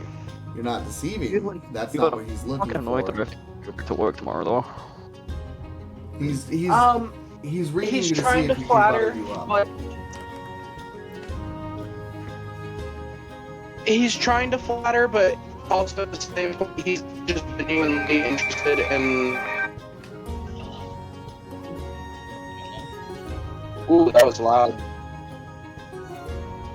Just genuinely interested in, the craft of making things, artisanry. Artisanry. If it's something you wish to pursue, Artisanry. we actually have someone who should be arriving in a matter of days that would be of aid. Give me 1 sec, I'm getting a phone call. You're good.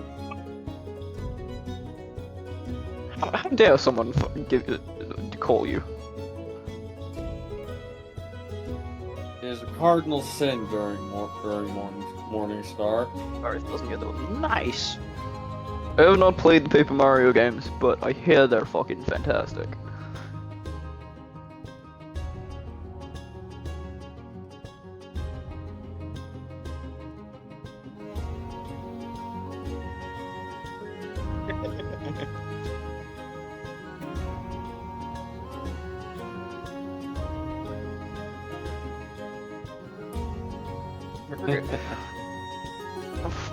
It's so weird sitting here being like, so actually had a character die. Yeah. Oh, it's weird not playing Emrick right now.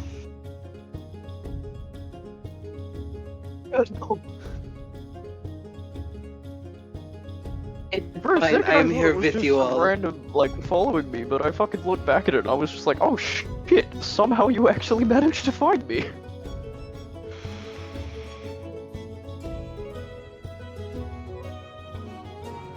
I'm not surprised because I literally didn't have any uploads yet.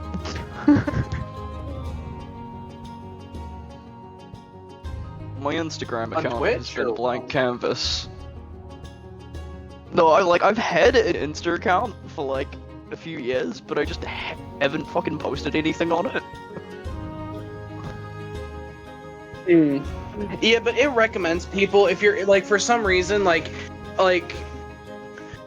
we beforehand we hadn't like interacted at all, but Facebook still recommended me as a friend for you for a long time before we actually like started like talking and shit. Oh, I get recommended of like all of fucking Max Brothers have been fucking recommended on Facebook, and I'm like, Oh yeah. I'm sure a lot of. I know that I'm sure a too. lot I of our fucking different doom scroll family through my members fucking should mutuals have been. and see who I fucking Dang. find. Alright, sorry about that.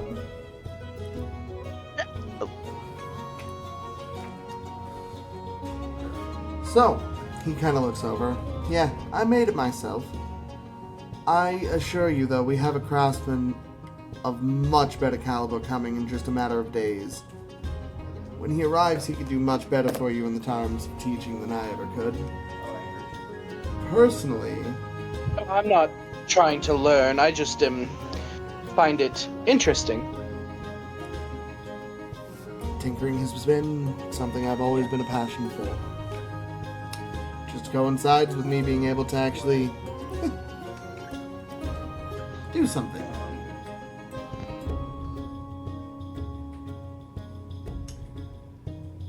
Well, I'm going to mingle. This one enlisted too, so ha.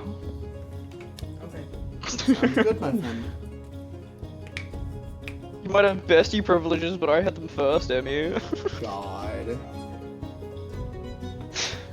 It's fucking best Wait, friends what with about bestie Jay. It's like, privileges? fucker, I was besties with Jay before I was besties with you guys. Yeah, no. Oh, Izzy's the one that bestie. introduced Because us to Jay. he fucking... Oh, I felt so bad at that first, because fucking... He introduced me to you guys, and I ended up hanging out with you guys more. Well, little did we know we were gonna binge One Piece in the span of 6 months. We're bonded for life after that shit. Fuck, do you remember what we were watching before One Piece? I tried. Wasn't it Naruto? We watched 5 It was fucking- episodes or no, so it of was- Black no. Clover. we I got remember through being fucking drunk and you guys were halfway through watching. the first part of Black Clover, and I didn't really care about it. But you were like, oh, I've wanted someone to watch One Piece with forever, and I was like, fuck it, tonight. I remember being drunk and you guys watching Full Metal Alchemist. Yeah, I remember you sitting there during Oh, episode 1 going, fuck oh, you're no. watching Brotherhood? Fucking wrong version, idiots. Oh, terrible story. Fucking don't remember shit. And I kept just going, okay, No, so don't the fuck original very one fuck made their own Snapchat. thing up. And you just kept going, I don't believe it wasn't you. that it was the I don't like Brotherhood, because Brotherhood's the better one. I was mad that I forgot that Brotherhood started halfway through the fucking story and then goes back. It That's doesn't. bullshit, because you get to the second episode, and it's like, hey, here's this fucking dude who turns his daughter into a dog. So, That's like So, episode 5, I yeah. have In other words, Fucking nuts. PTSD for the entire internet. All of anime So culture. funny, I have saw an someone go to a important cosplay fucking con, Sam, like We're as in that the middle fucking of recording dog. for D&D stuff. What's up? I know, but it's gonna take me literally 3 seconds. Knowledge is power and it's very lightweight. Keep that in mind. Alright, I'm out. Okay. Dick. Did he just call himself an idiot in code? I don't know what he I don't did. think that's what that was.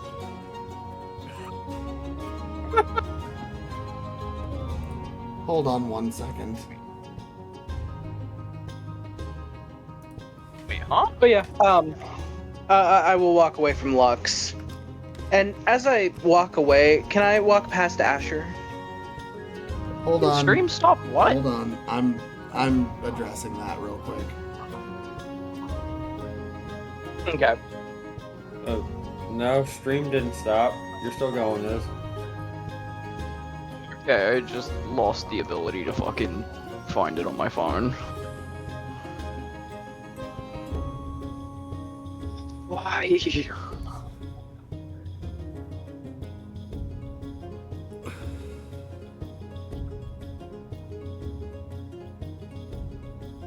Still working on getting this character sheet to be legible on stream.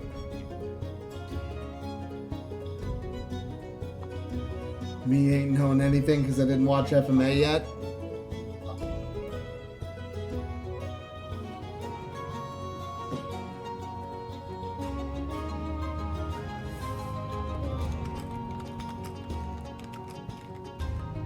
Fuck, man, I just...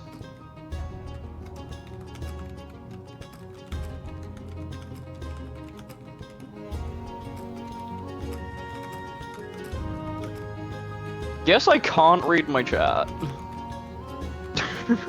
What the fuck? You don't need to read chat anyways.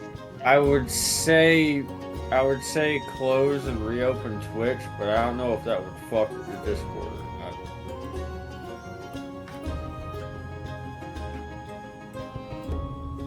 I just don't have, Oh my god. I don't have the, like, managing the stream manager.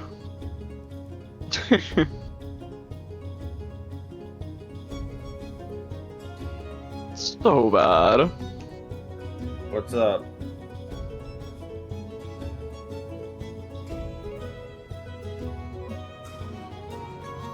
Oh god. Nothing major. Just Sam being Sam.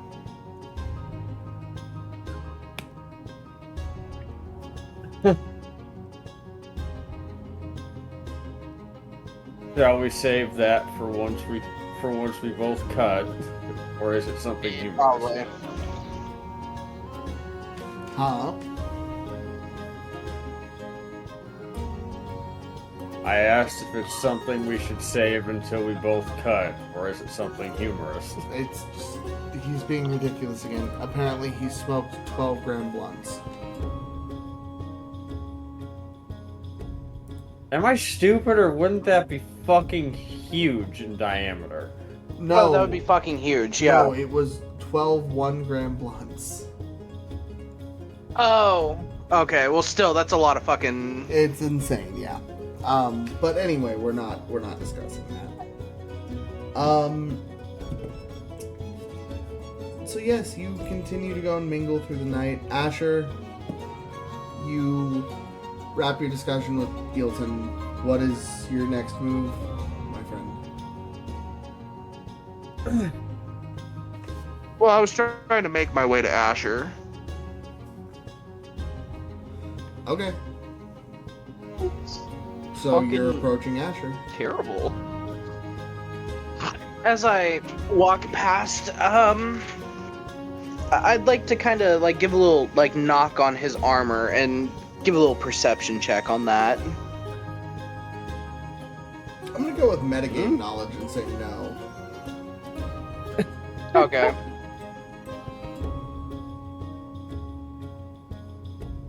I'll approach Asher. That's fine. Alright. And how are you doing, my very armored friend?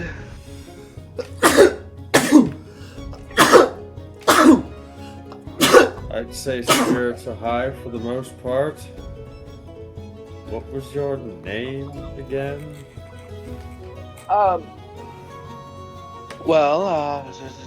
Johnny Snow. God, the temptation to call you Iced Tea. Fucking Did Ice you Tea. see the other one the one I haven't used yet? No, I haven't. That's for when he gets mad. Mm. That's for when he gets mad. God. It was the third one I put in there. Ice Cube.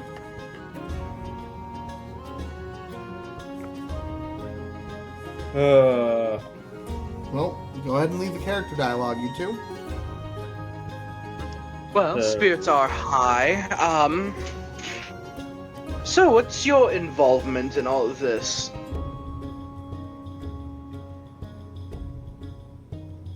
Well, I used to protect the kingdom around here. So noble.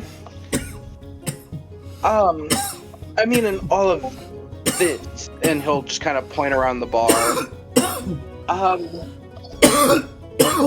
Are you connected with this ice champion? Are you referring to Amelia? Yes, Amelia. That's the one.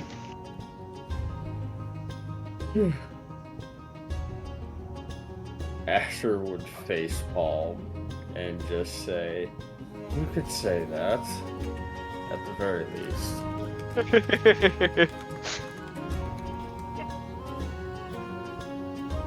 I'm just trying to get acquainted with everyone around here.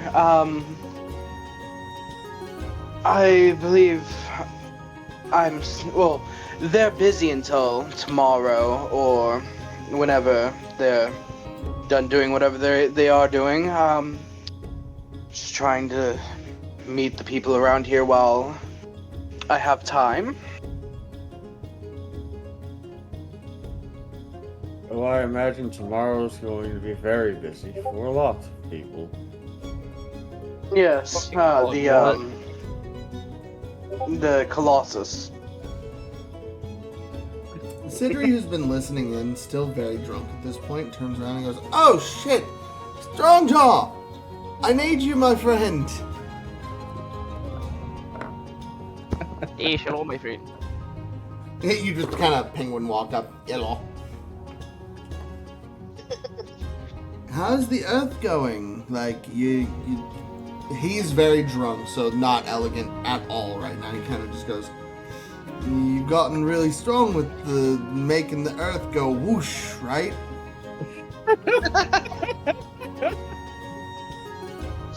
You could say that, yeah. Wonderful. Do you want to go build some walls to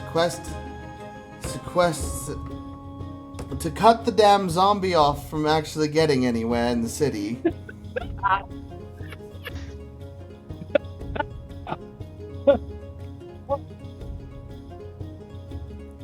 Like,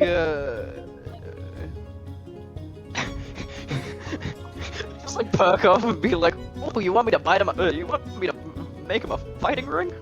I suppose that will work. So what we've Like learned like big. over the past like 20 sessions is Sindri can't hold his liquor to save his life.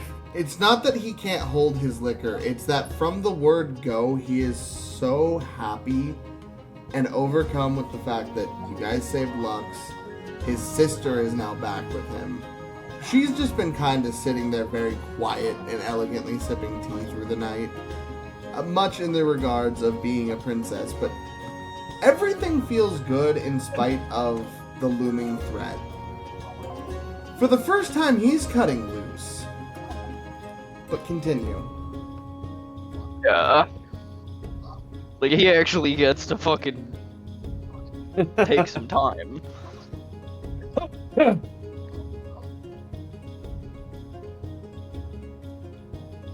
Ooh.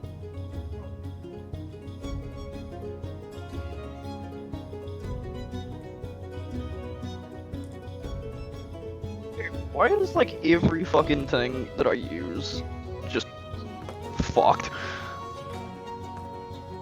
I don't know, I'm so sorry.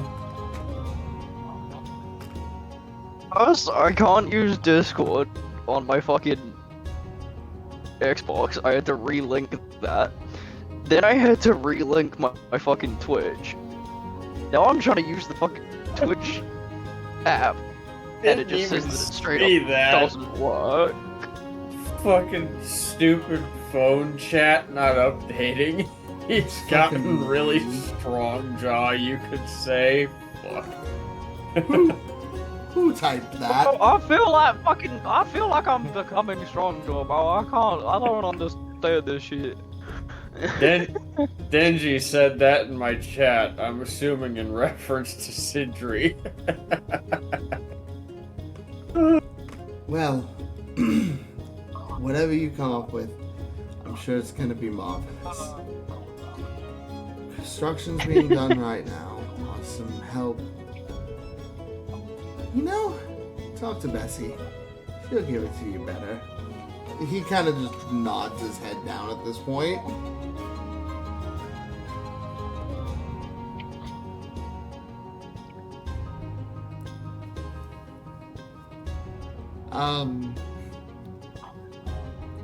Yeah, the princess of Nyx, she kind of just comforts him. And I'm gonna get him to his room now, and then I'm probably going to turn in as well. She looks over to Lux. Congratulations to both of you. He just raises a glass. Good night, Your Majesty.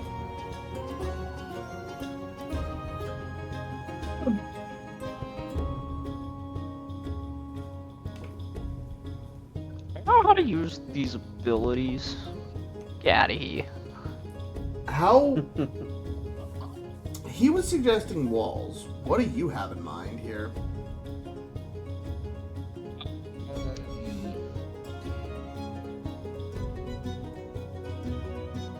A giant earth spike pit. Just a big ass middle finger. Infrastructure and empty buildings be damned. Well, everything around it got destroyed, so you have room to work with. You suggested a fighting ring. Yeah, I sort of used the rubble around it to sort of fucking, like, block it in. Overhearing this, Ilton perks up a bit. Okay, no offense, my friend, but let's be real. And when I say he perks up, he becomes his old self instantaneously. You want a fighting ring? You're going to come up with slabs of dirt. Which are fine, they're strong, just like you. But they're unrefined. Yes. Let's go build something marvelous.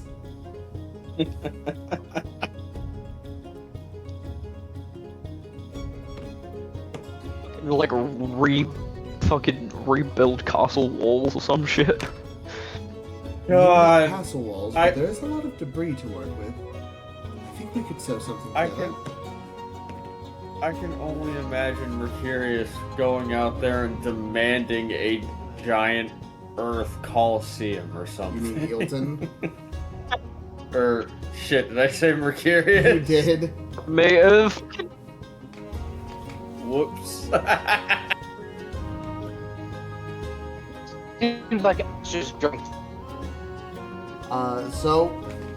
Bessie sends you each with a bottle of ale for the night to help, keep the spirits up. And a small little, it's a workman's lunch. You're going to be out there for a while. So she just sends you with something for the night. All right, we'll see you tomorrow. Everyone be ready. Bessie is going to close down the bar at this point. It's getting rather late into the night. And she's just kind of wiping down at this point, doing last calls and taking glasses back.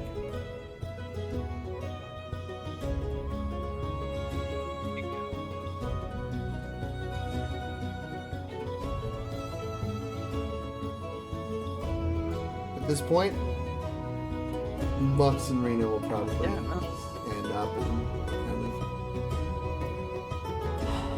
I think we're going to turn in for the evening. And she kind of goes, again, thank all of you for everything you've done. Thank you for bringing him back to me.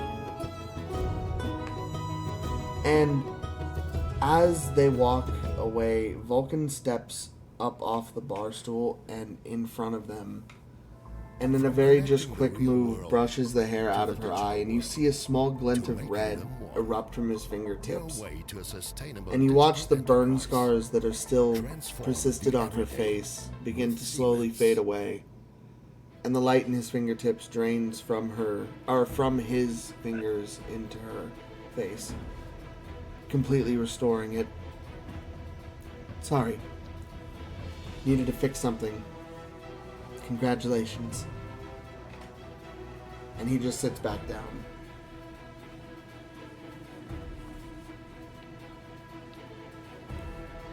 None of them say anything in this moment because they know what this relationship is, and they kind of just walk. And he is going to thank his brother mentally, and none of you are going to hear that. It switched to hard, intense battle music. I didn't even realize.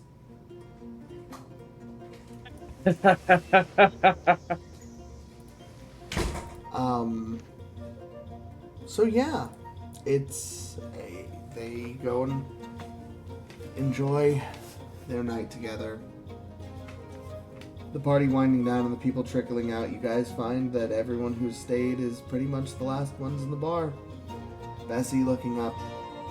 Guys, it's getting late. We all gotta get some sleep. We got a lot to do tomorrow.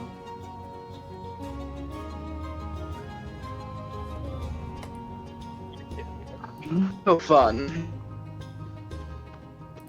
He'll say as he's looking across the bar. Do you need to be carried back to your room, or can you walk? No, I can walk. But, he'll just loudly say out, I am looking for someone to help me warm my bunk since I can't do so myself. Wilfric steps up and goes, "What's up, buddy?"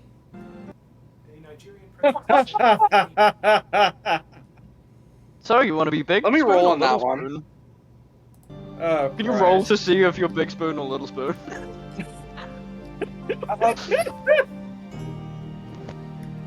Now the night's going to be a lot more interesting. Interesting. Yeah, so the you two go off together. Oh, Hell Christ. yeah.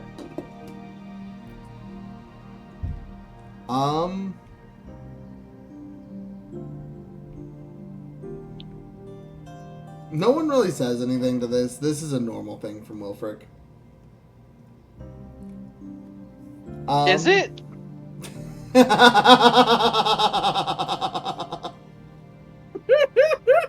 Yo.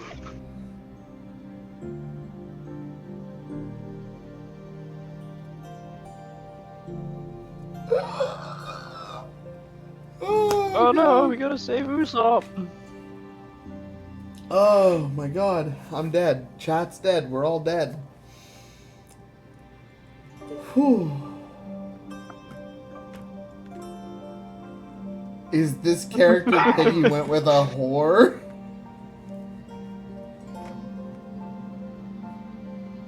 No, he's just eccentric. Sure, that's the word. Yeah. So? I put out an offer and someone bid. Vulcan kind of It's looks the at... rules of fishing. God. Vulcan looks up at Bessie. Can I get one more bottle for the night? I'm gonna just sit at the bar and I'll clean up after myself. It's been a long night and I need to talk with someone. Yeah, no problem. Alpha sits next to him.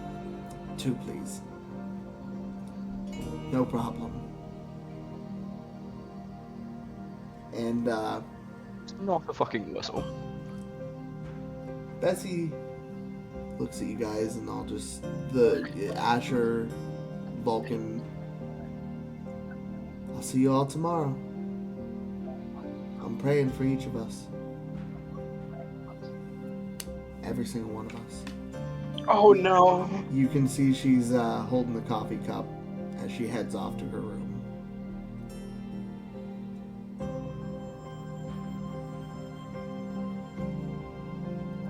Was that, oh no, you getting hit with your emotions again?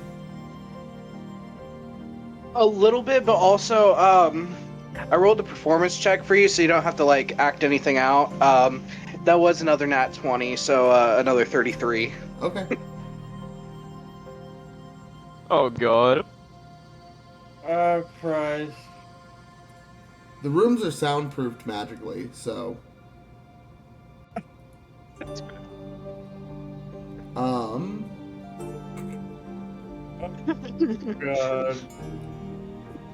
Asher, you're kind of just left in the dimly lit now cafe bar that you guys have come to know and love. Vulcan and Alpha sitting at the end of the bar. He looks up. You joining us for the night? You're kind of just standing there.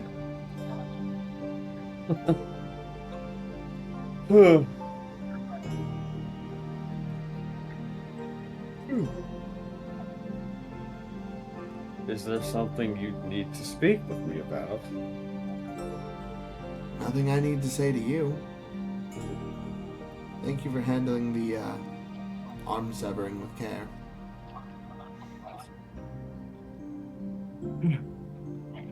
Of course. Your brother's done a lot of work for us. You've been a good friend to him. That's what I'm thankful for.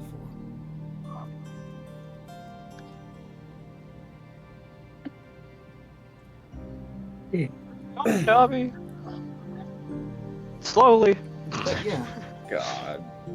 honestly, I was going to try to get in touch with someone. I think... Okay? Was that a horn? Yeah. What was that? I have no idea, it wasn't me. Maple horn in the background. Wasn't me, it would have been a lot louder.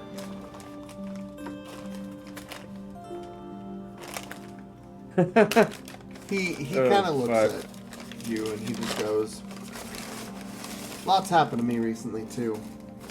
Beyond everything here today. It's the whole damn world's kind of on fire lately.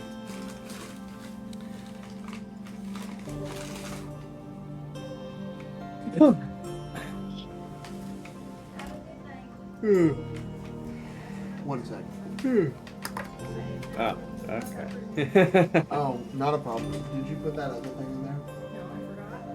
Oh, okay. I can come over also. Sorry. The neighbor upstairs, he says What? They don't like to do laundry? I said, Effectiveness. no, I it's know. actually just cumbersome. Go away. I said, oh, do that.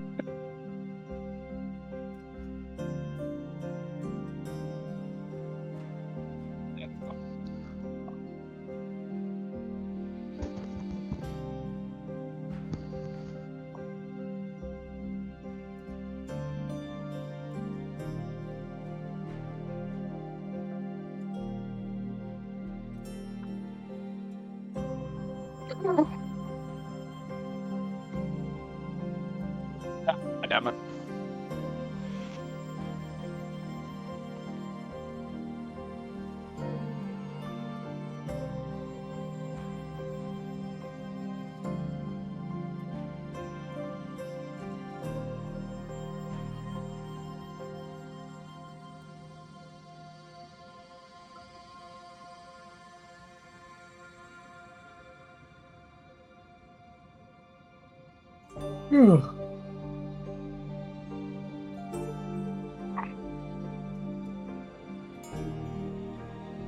Oh, my heart wasn't prepared to cry today. Are you good, Emmy?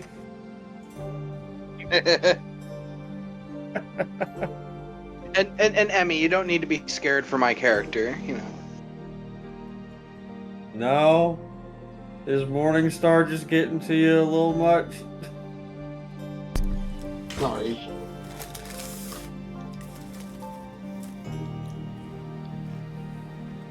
He's about to get bang bang huggy. Snoo snoo. Death by snoo snoo. Did Piggy's character do this?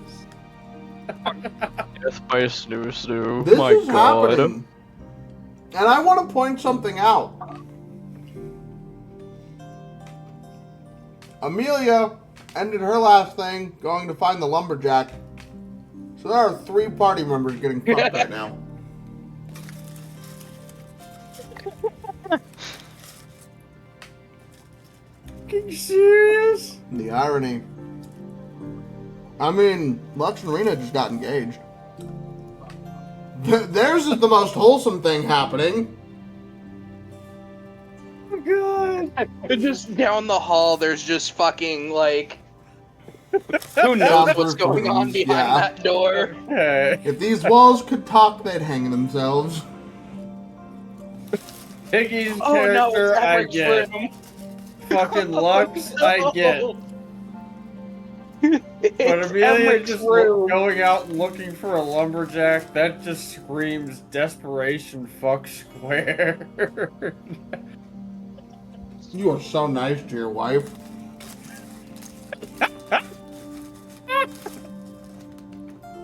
Soundproof rooms, they're locked. They're locked. Alone, the only reasonable conclusion is that they're about to bang Christ. Oh god. If anyone passes his door, there's an immense cold emanating from that not. room. There's actually not. There's not. Nope. Bitch, this place is magic as fuck.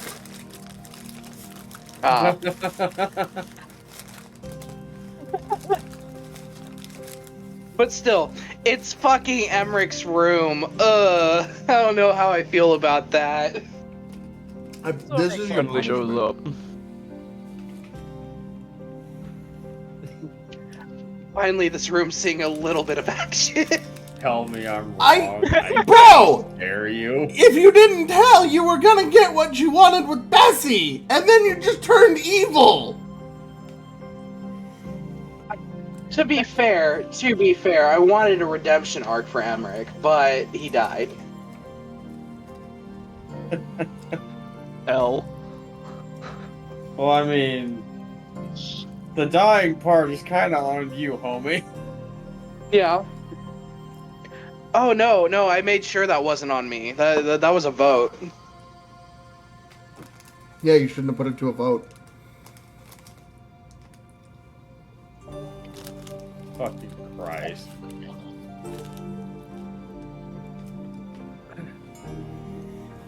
Oh god. have to use that one.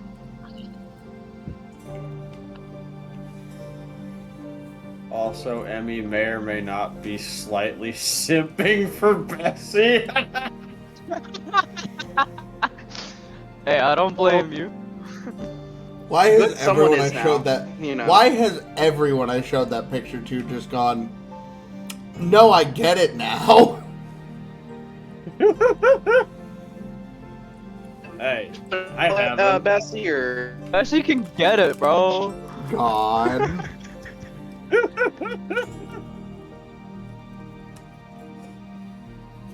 Oh god. bro, complete muscle mommy.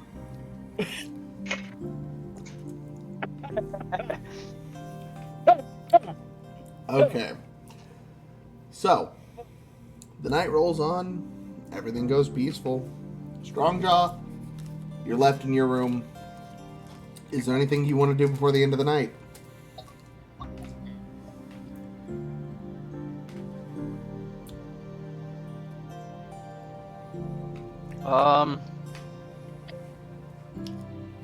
Oh. Do I possibly have time to see if I can get my fucking eye color changed back?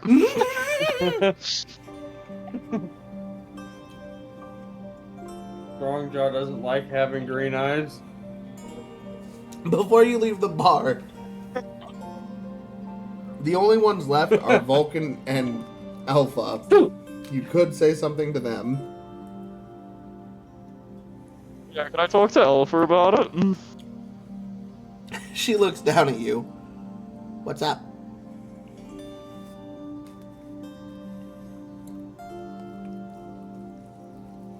My eye color.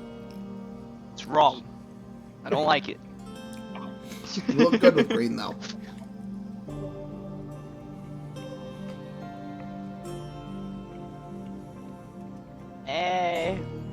It's just not my style, you know?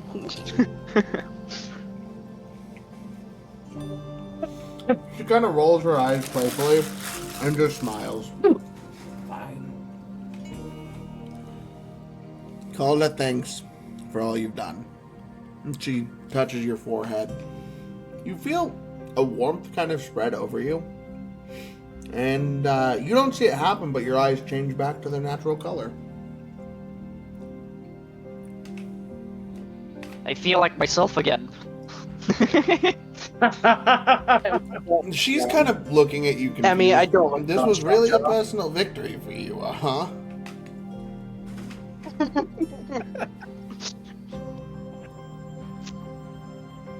Strongjaw rages and immediately rushes towards the giant zombie.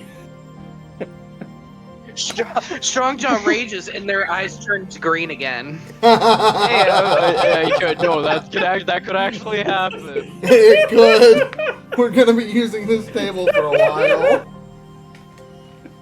The next time. I said, Emmy, I don't look down on Strongjaw. You say everybody looks down on Strongjaw. I don't. You have to make eye contact with him. Oh yeah, I'm tall. It's not a disrespect I swear to thing. fuck, if you do that shit where you come, like, speak to me, you, like, kneel down so you get on my level and punch you. Kneel down. I was the only one that was My able character to. You know that just- whole, like, you fucking just, like, squat down, put a hand on a shoulder. Oh, you mean exactly what Lux did? Like, No, he. But yeah, actually, Strongjaw is very small, so fucking, you know, physical things better, because, dude, you're a big part of something so small. There's not a lot of me. It all needs to be right. Oh, them's are fighting words there, Denji.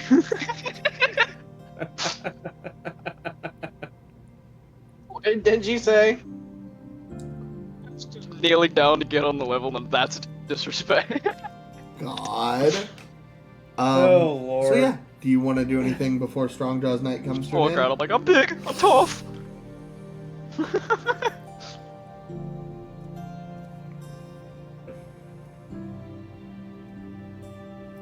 I'm like fucking Gimli from Lord of the Rings. Pretty much. And my teeth.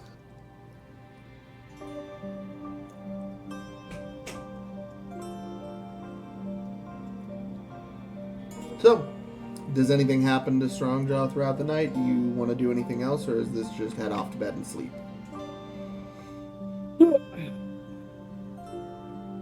I'll probably just head off. Okay. So you go and rest for the rest of the evening. I saved Ascher for last because, well, I'll let him go ahead and explain what happens next. Oh? Ascher is going to head to his room and proceed to use alchemy abilities for the next 4 hours to restore his physical body. Oh. But in such a way that he can still use the armor.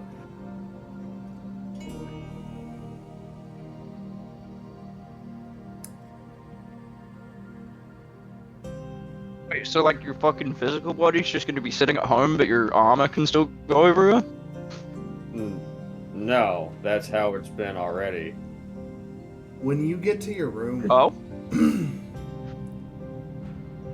When you get to your room, you enter in armor looking at yourself. Human, still broken, brittle.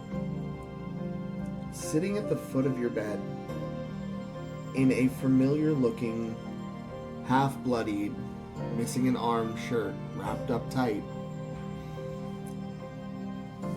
is a selective material and several metals, all of them shining as if a bit magically, and a small note that just says, "I've got your back."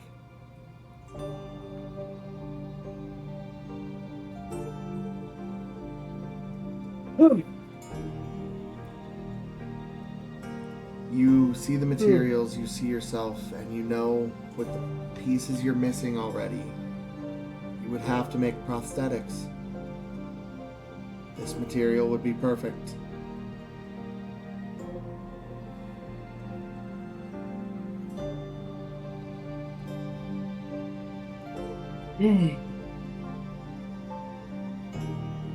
Asher proceeds to use the materials to create said prosthetics. It's easy as can be. And you may add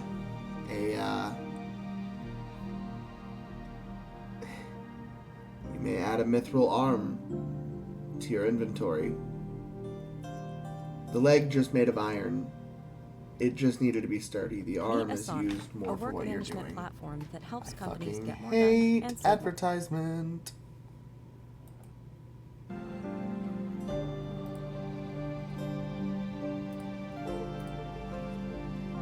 So, you make the prosthetics, you set them in place, and you remorph your entire body. Your soul bound to the armor feels nothing. But as your body is fully restored, prosthetics attached and fused, and as the dawn crests just over the ridge of the city, your soul instinctively moves by itself, jumping from the armor, which now falls to the ground, empty. And you open your eyes.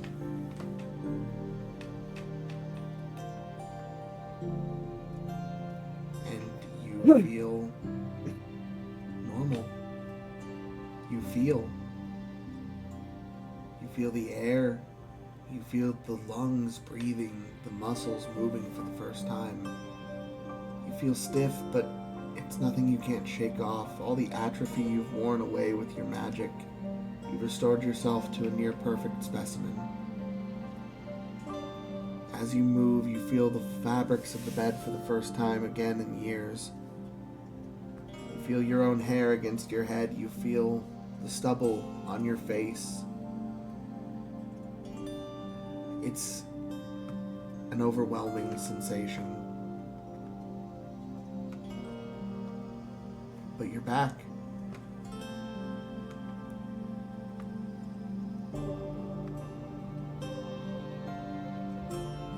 And as you take your staff in hand,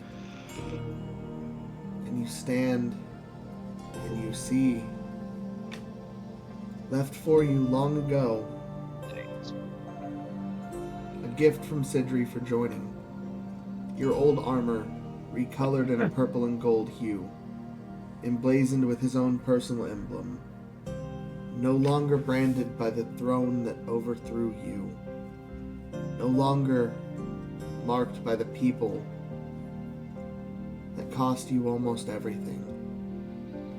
A sigil branded of hope and of a future, now emblazoned on the chest plate in glorious purple and gold. An armor you would feel proud to wear at this point.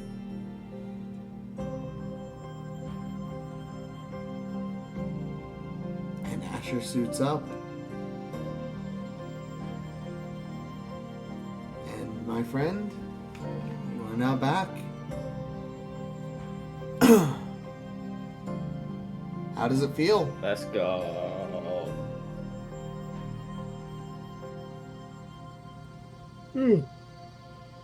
Kind of shocking.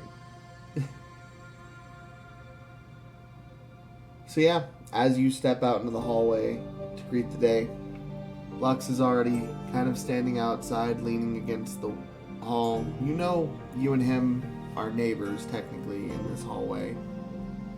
He looks over with a bit of a knowing smile. Well, look at you. It's about time. Morning, champion.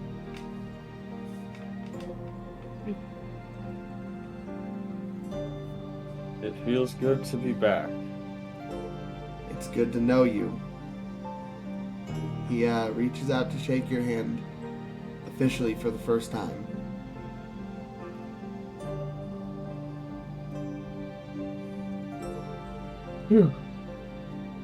Asher would go to shake his. There's definitely a respect between the two of them. You can tell that Lux is looking at you with almost a pride to know you. You ready to get to work, my friend?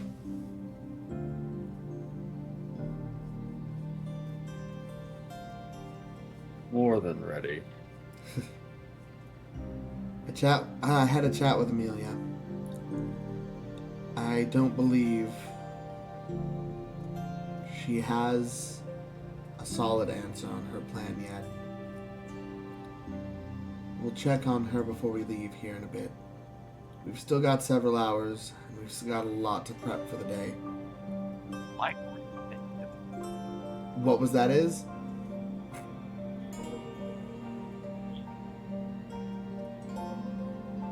Alright, I'm playing One Piece Odyssey again. No, you're good, you're good. Strongjaw is probably going to need to sleep a little bit longer. When they brought them back, both him and Eilton had long passed out working on well, whatever they built out there.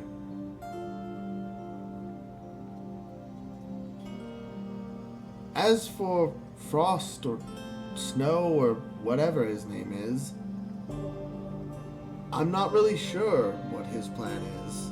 I'm assuming he'll come out and greet us at some point, but it's hard to say what his intention is. I'll wait for Amelia here after I go and set a couple of things up on my part. I'm letting Rena sleep a bit longer as well. It's been a very long day for her. It's been a long day for all of us, to be fair.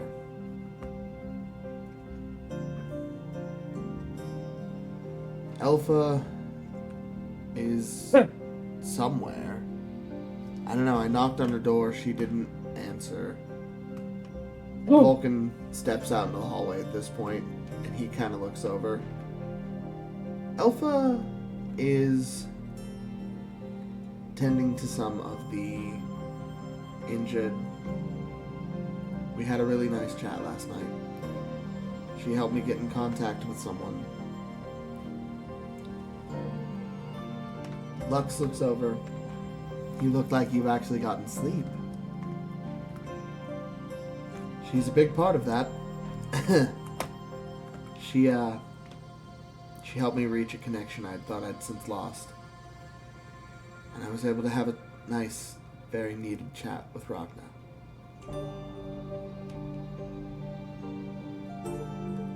Lux looks up.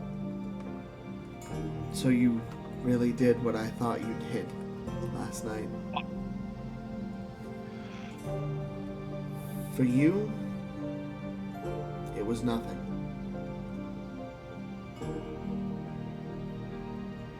Ragna had to leave. I fucked up as a champion. But now I walk with Solomon. And I still carry with me the fire in my heart. Ragna assured me of that. I'll stick around, see this through. Alpha said she would meet us when the battle gets ready to start. She adopted me last night, you know.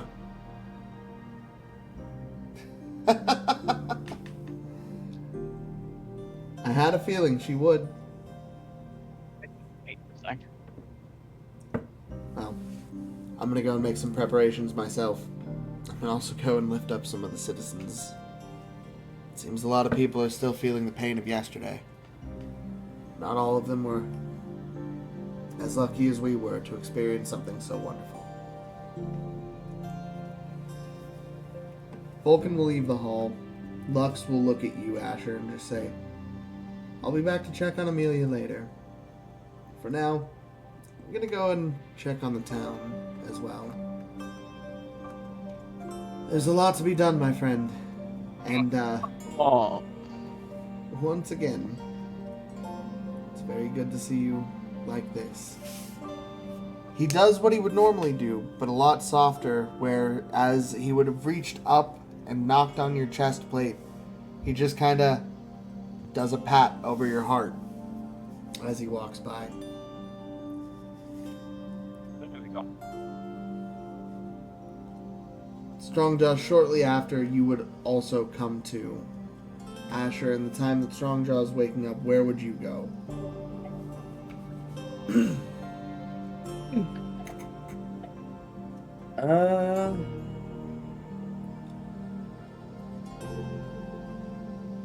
Well, for the longest time, I've been meaning to investigate Mercurius' shop on the off chance he left something there.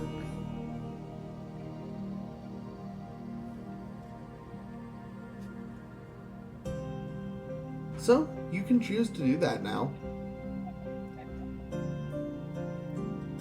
I probably still would, but I feel like it'd probably not go over well with Eelton. Eelton is currently passed out in his room. The shop is open. Yeah, Asher would go investigate Mercurius' Make an investigation shop. roll for me.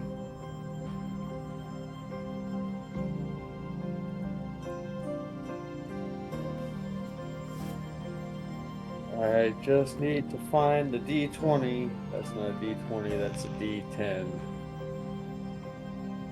There it is. Oh, no, that's not it. There it is.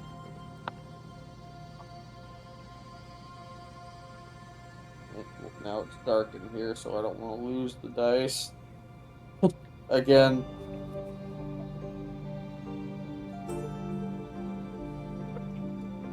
Dice, but like the only ones that I could find were like kinda bad, but they were like all like $90.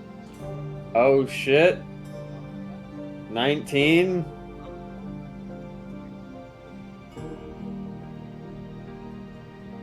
How hard do you turn over this room?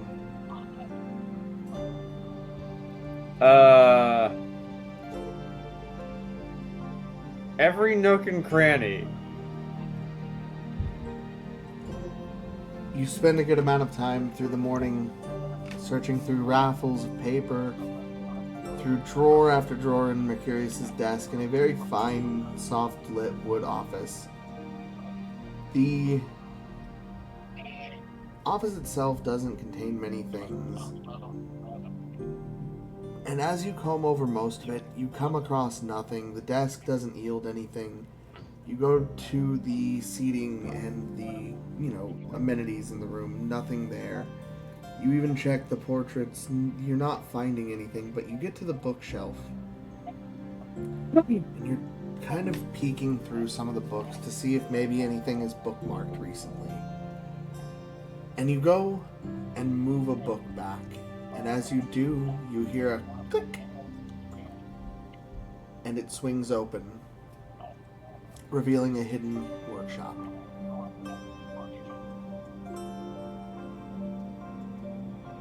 That was fun. It's going to be revealed pretty quick, I guess. Asher, as you step into the workshop with an investigation of 19 as you continue through, your eyes adjusting to the now very dark light inside, and just through the crack in the door, just enough light pouring in to illuminate the work surface directly in front of you as you walk in. You see, not fully completed, still in several pieces, a replica of a very familiar gun. A gun that up until recently had played aid in helping all of you, but now very much affected all of you in a way you could not have understood. It's a replica of Emrick's gun.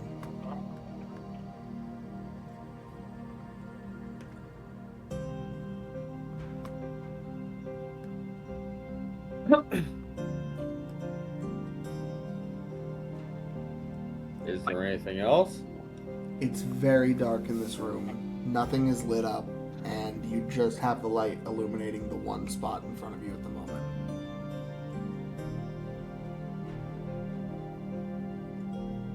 Well, shit.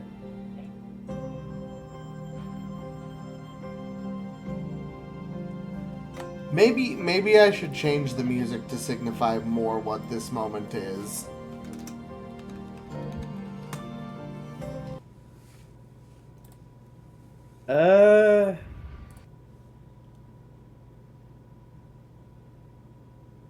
You know what? There is technically one person in our party who could still technically use it. I just don't know if she would.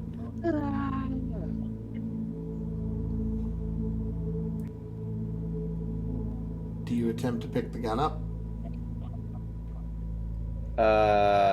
Yeah, why not? Roll a Constitution saving throw.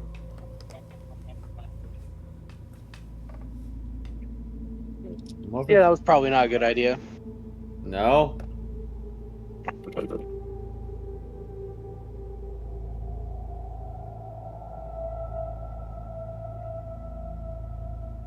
That plus that is 21.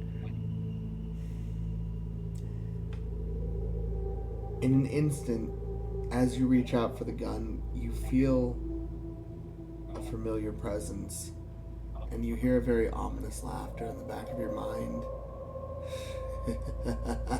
Hello. And just as you hear this, you hear another familiar voice speak up in your head. No. We don't have enough room in here for demons. Out!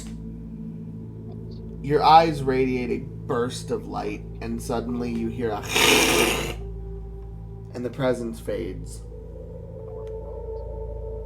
Maxwell driving whatever this was out of your head.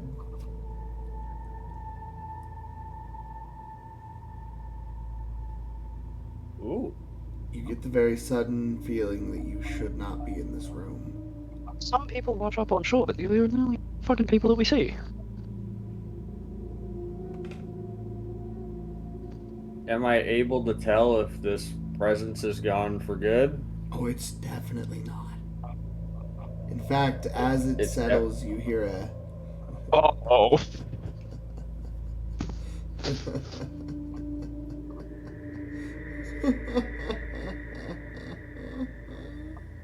Coming from every direction in the room.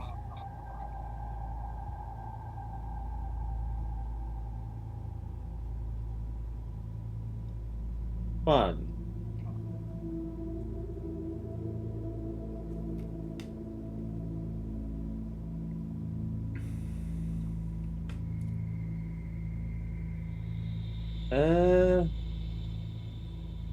It's a magic rifle, right?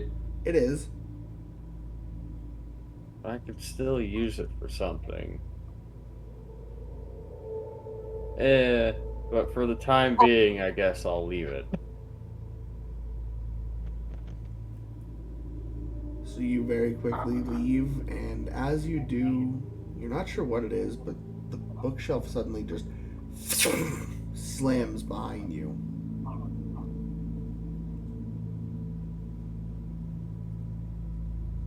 For the first time in a long time, you feel a chill run down your spine.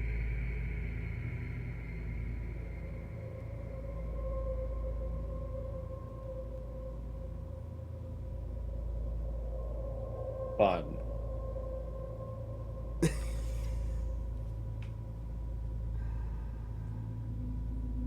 And I think with that, we will get to final decisions made for the day. And I can go back to the calm music for a while.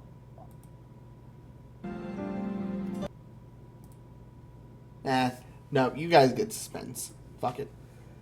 We get ready in the span of the next few hours. Each of us have the ability to take actions. Presently, we have 6 hours. The way this proceeds to work is every single person who has any involvement in this that takes an action reduces the timer. Make your actions count.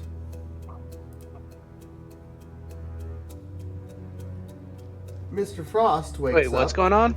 Oh, I was going to say, Mr. Frost has woken up to an empty room, having an absolute great night, but your partner in question nowhere to be seen.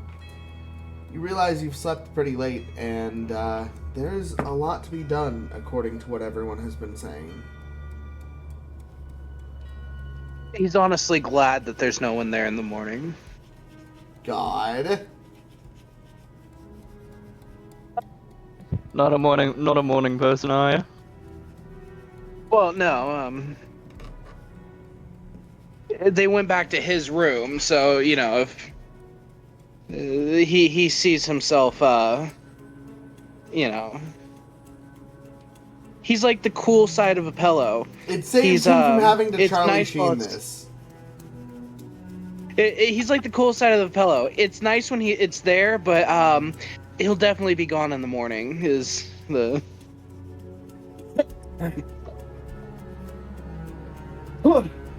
So yeah, lot to be done. What do you take the time to do?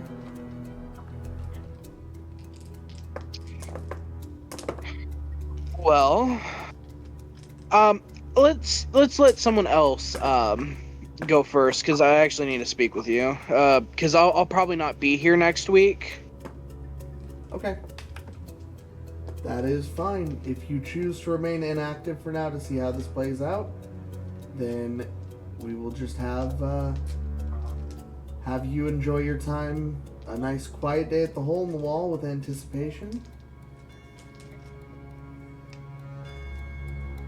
And that is how. I just don't want to get locked into the battle and then not be here. I get you. You're good, man. But that is how your day will play out. Strongjaw, you awaken now in your room, remembering that you fell asleep while working on the arena. But you and Eelton managed to craft quite something spectacular for the occasion. A gladiatorial-style combat arena. And you, with the roll you got on that check. Well, look at you. You even thought to make a statue of Cord in honor of your god himself. Oh, fuck yeah. So you slept very well. You're ready. You wake up. What do you do? Can I sort of make any last checks on the fucking shit that we built? Yeah, you can go and give it a once over. Go ahead and roll me an investigation check to see if you can see anything worth touching up.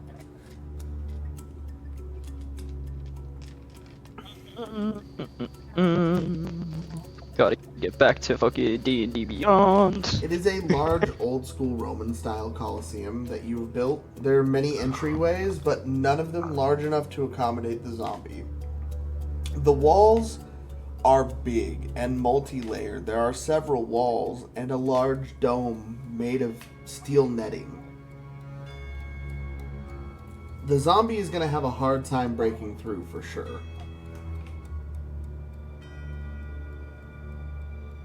How did I know? Fuck, I it just was nat not 20. the I just Roman nat 20 my Colosseum? investigation. You reinforce a couple of what are appearing to be waning portions, maybe something you didn't quite get well enough in your tired state. I'll you go up and make for. the statue a bit shinier. And you polish the statue a bit with a nat 20. Yeah. And as you finish all that up, to masterful degree, you all kind of finish up the time you have here. With now 2 hours remaining, and I'm going to burn an hour of that to place several spells down to aid us in place of extra reinforcements. Now is the time when I check my character sheet and Alpha's character sheet.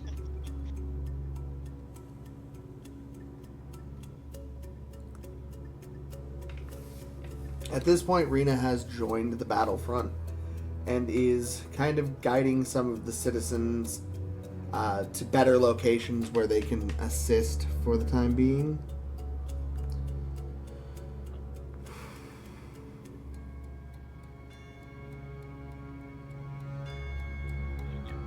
Oh.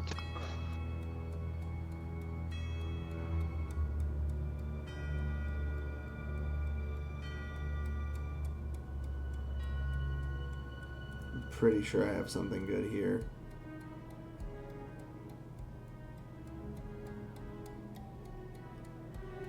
We have an hour. I can do this. So, you see him sit down, and you see a silvery spell circle weave itself underneath him. And I am burning my 7th level spell slot for the day to ensure us a little insurance. At one of the entryways of the Colosseum, a silvery ethereal doorway appears. It looks like that of an old-timey house. And Lux steps in to his magical manor for the first time and begins to shape it. Oh shit. And he will pop his head out the door to look at you guys who have now all assembled. So, when I get done in here, this is going to be a fully stocked, fully running magical manor, complete with ethereal servants that will do anything you say, provided you're one of us. If anyone gets knocked stupid or almost dies, get in here immediately. Hide out. It can't be accessed, it can't be harmed. So, at the very least, any citizens, anyone that needs it, come through. 100 people are free. I welcome any citizen in need in Nyx.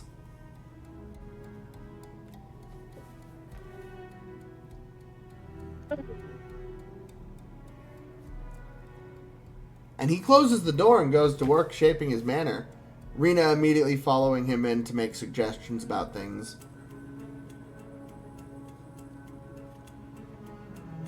You're putting a hot spring over here, rec room up in here. Let's go, let's go. Just making sure it's got everything. Oh, we're doing the whole shebang. Like, and this isn't solely for the party. This is something he'll use now often for the party, for sure. It also means we don't have to pay for inns or anything on the road. But, he fully intends to keep this in his back pocket for retirement. Like, who the fuck needs to pay for anything when you have a magic manor at your fingertips? Oh, and it stays the way I want after I shape it? You know what? I'm just gonna go nuts.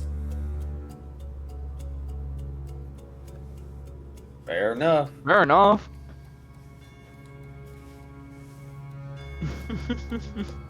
So, he'll expend his 7th level spell slot and a decent portion of the time to construct the magical manor and put the finishing touches on it completely.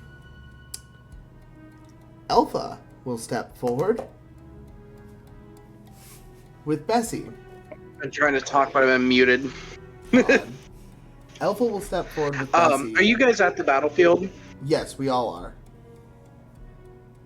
I probably would have made my way there just to kind of watch what's going on. Okay, you're seeing all of that unfold then. Yeah. And Alpha and Bessie step forward with a large bushel of foods, various fruits, veggies, a lot of really good things. Alpha places a golden bowl in the center of it. And she begins to wave her hands and she casts Hero's Feast. And a very bountiful harvest erupts from this small pile of what was a meager portion, now a grand feast of spreads that you have only dreamed of in front of you.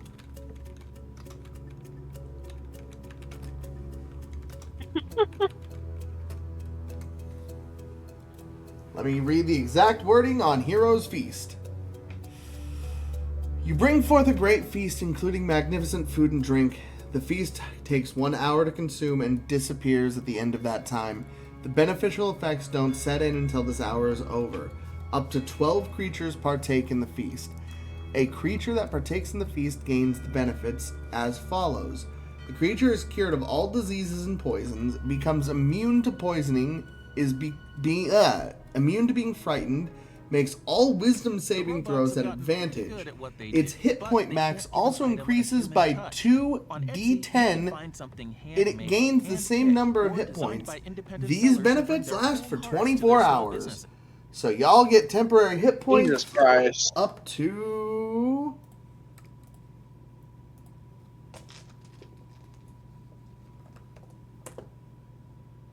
Y'all get 15 temporary hit points.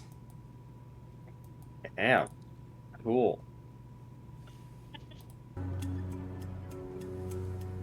I know you want to be here, Holly. I wish you were. Mind if I help by casting a spell? Anything you'd like to do?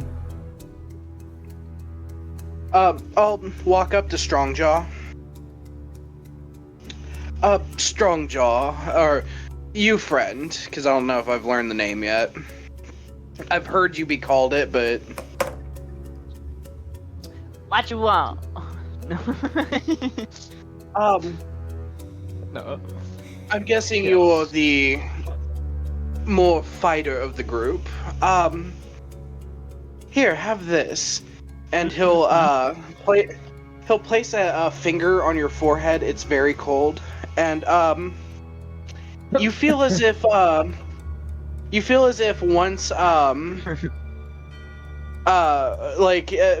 once you can if you breathed out really hard, you could breathe out a cone of cold, something, a very cold Just tell us what you're casting. air, basically. Breath attack? I'm giving Strongjaw. I'm using Dragon's Breath on Strongjaw. Okay, that's what I thought. Shit. So you And, have one wielding so- of the Ice Dragon's Thank you, Breath. Holly, for the sub. God. Basically, once in this battle, you can spray out a cone of cold, I got it. and I got it. the creature will have to make a dex save, and it's 3d6 damage. Holly, you've been subbed for me for 6 months. Has she just been redeeming the subs while you haven't been I streaming? think most of us have, haven't we? Oh.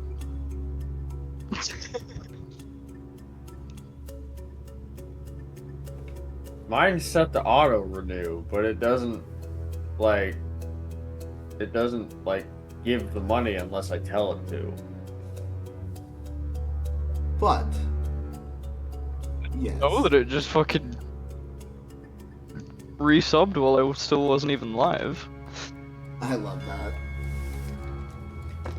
So, everyone eats, everyone is bracing themselves for the next things Hold up. to come.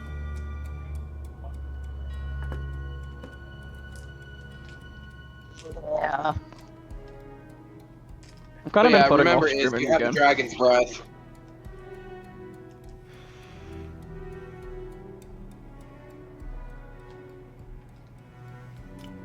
Just as everyone is finishing the hero's feast, a booming voice rings out from somewhere in the city. It's unfamiliar to most of you. Well. Looks like we've got some persistent thorns in our side on both sides of the continent. Ladies and gentlemen, boys and girls, I hope you're all ready for quite a show today. It's gonna be something spectacular, and I appreciate the theatrics and the preparations. But I think it's time we even the playing field just a little bit, don't you think, ladies and gentlemen?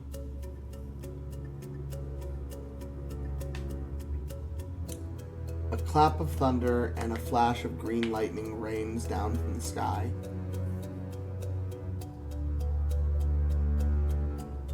And above game, because no one else sees this happening, but every single graveyard, every single mausoleum and catacombs in Nyx has just been afflicted with a raised dead condition. As slowly the shambling corpses of all of the fallen soldiers and citizens of Nyx who still rest in their soil begin to once again dig their way out. Those sleeping in stone, beating against it to find freedom. Not breathing, not feeling, not living. And slowly through the streets, screaming begins to erupt as wave after wave of undead shamble into the streets of Nyx, marching straight towards the Colosseum. Where did these guys come from? None of you are aware of why the screaming has started. Lux flies up into the air and then descends next to all of you. Okay. His voice is noticeably shaken. We've got a very large horde of undead headed right this way. Hell yeah.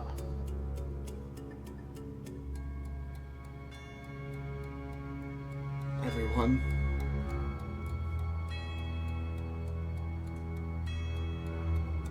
stay alive.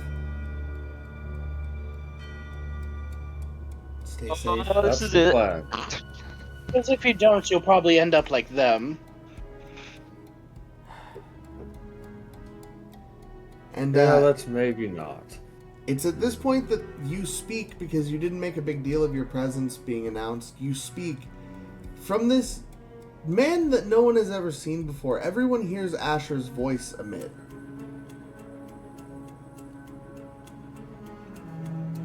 Oh, so that's what he looks like without the armor on. What is Strongjaw's reaction here?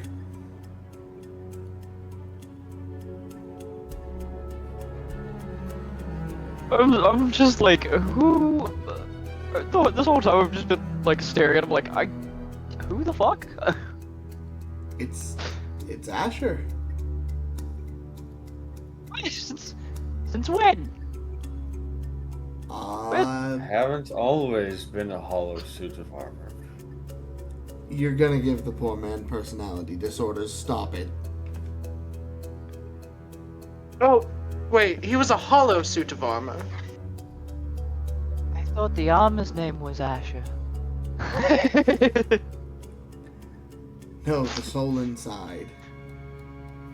Wait, did you think our friend was just the armor? I don't know, man. It just kind of gave me a name and I went with it. I would love to live in your world. It sounds so easy. I don't judge. Well, seems like we all have a lot worth fighting for on this day. Everyone just stay safe and proceed with caution. And as the zombie colossus begins to move, time resuming for it, we will now call the ending of this session.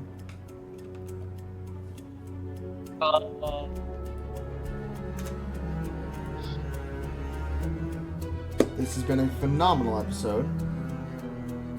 Figured I'd give you guys something wholesome and then end off on something horrifying. You guys did fantastic. Asher, welcome back.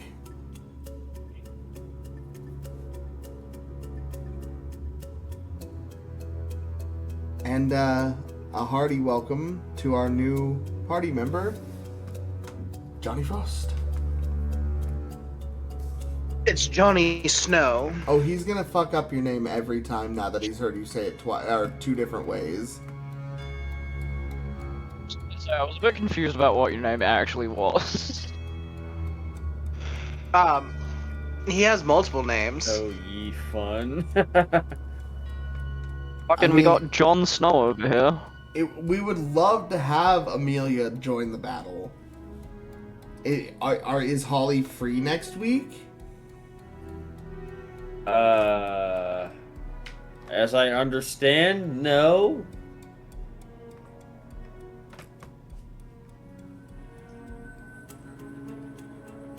My girlfriend has to work at a country fair and is overwhelmed and pissed off. That sucks. It's also valid.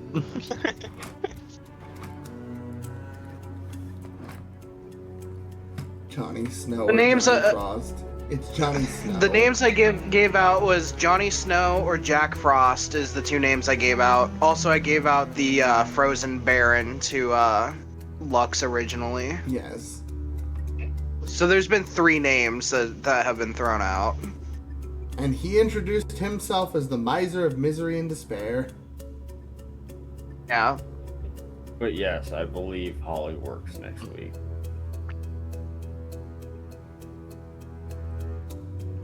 Well, that was a phenomenal little session. Thank you all for being a part of it with me. Let's hope this one can actually go on YouTube. It should be able to. The last one was. Alright, speaking of, love you, YouTube. We'll see you next time.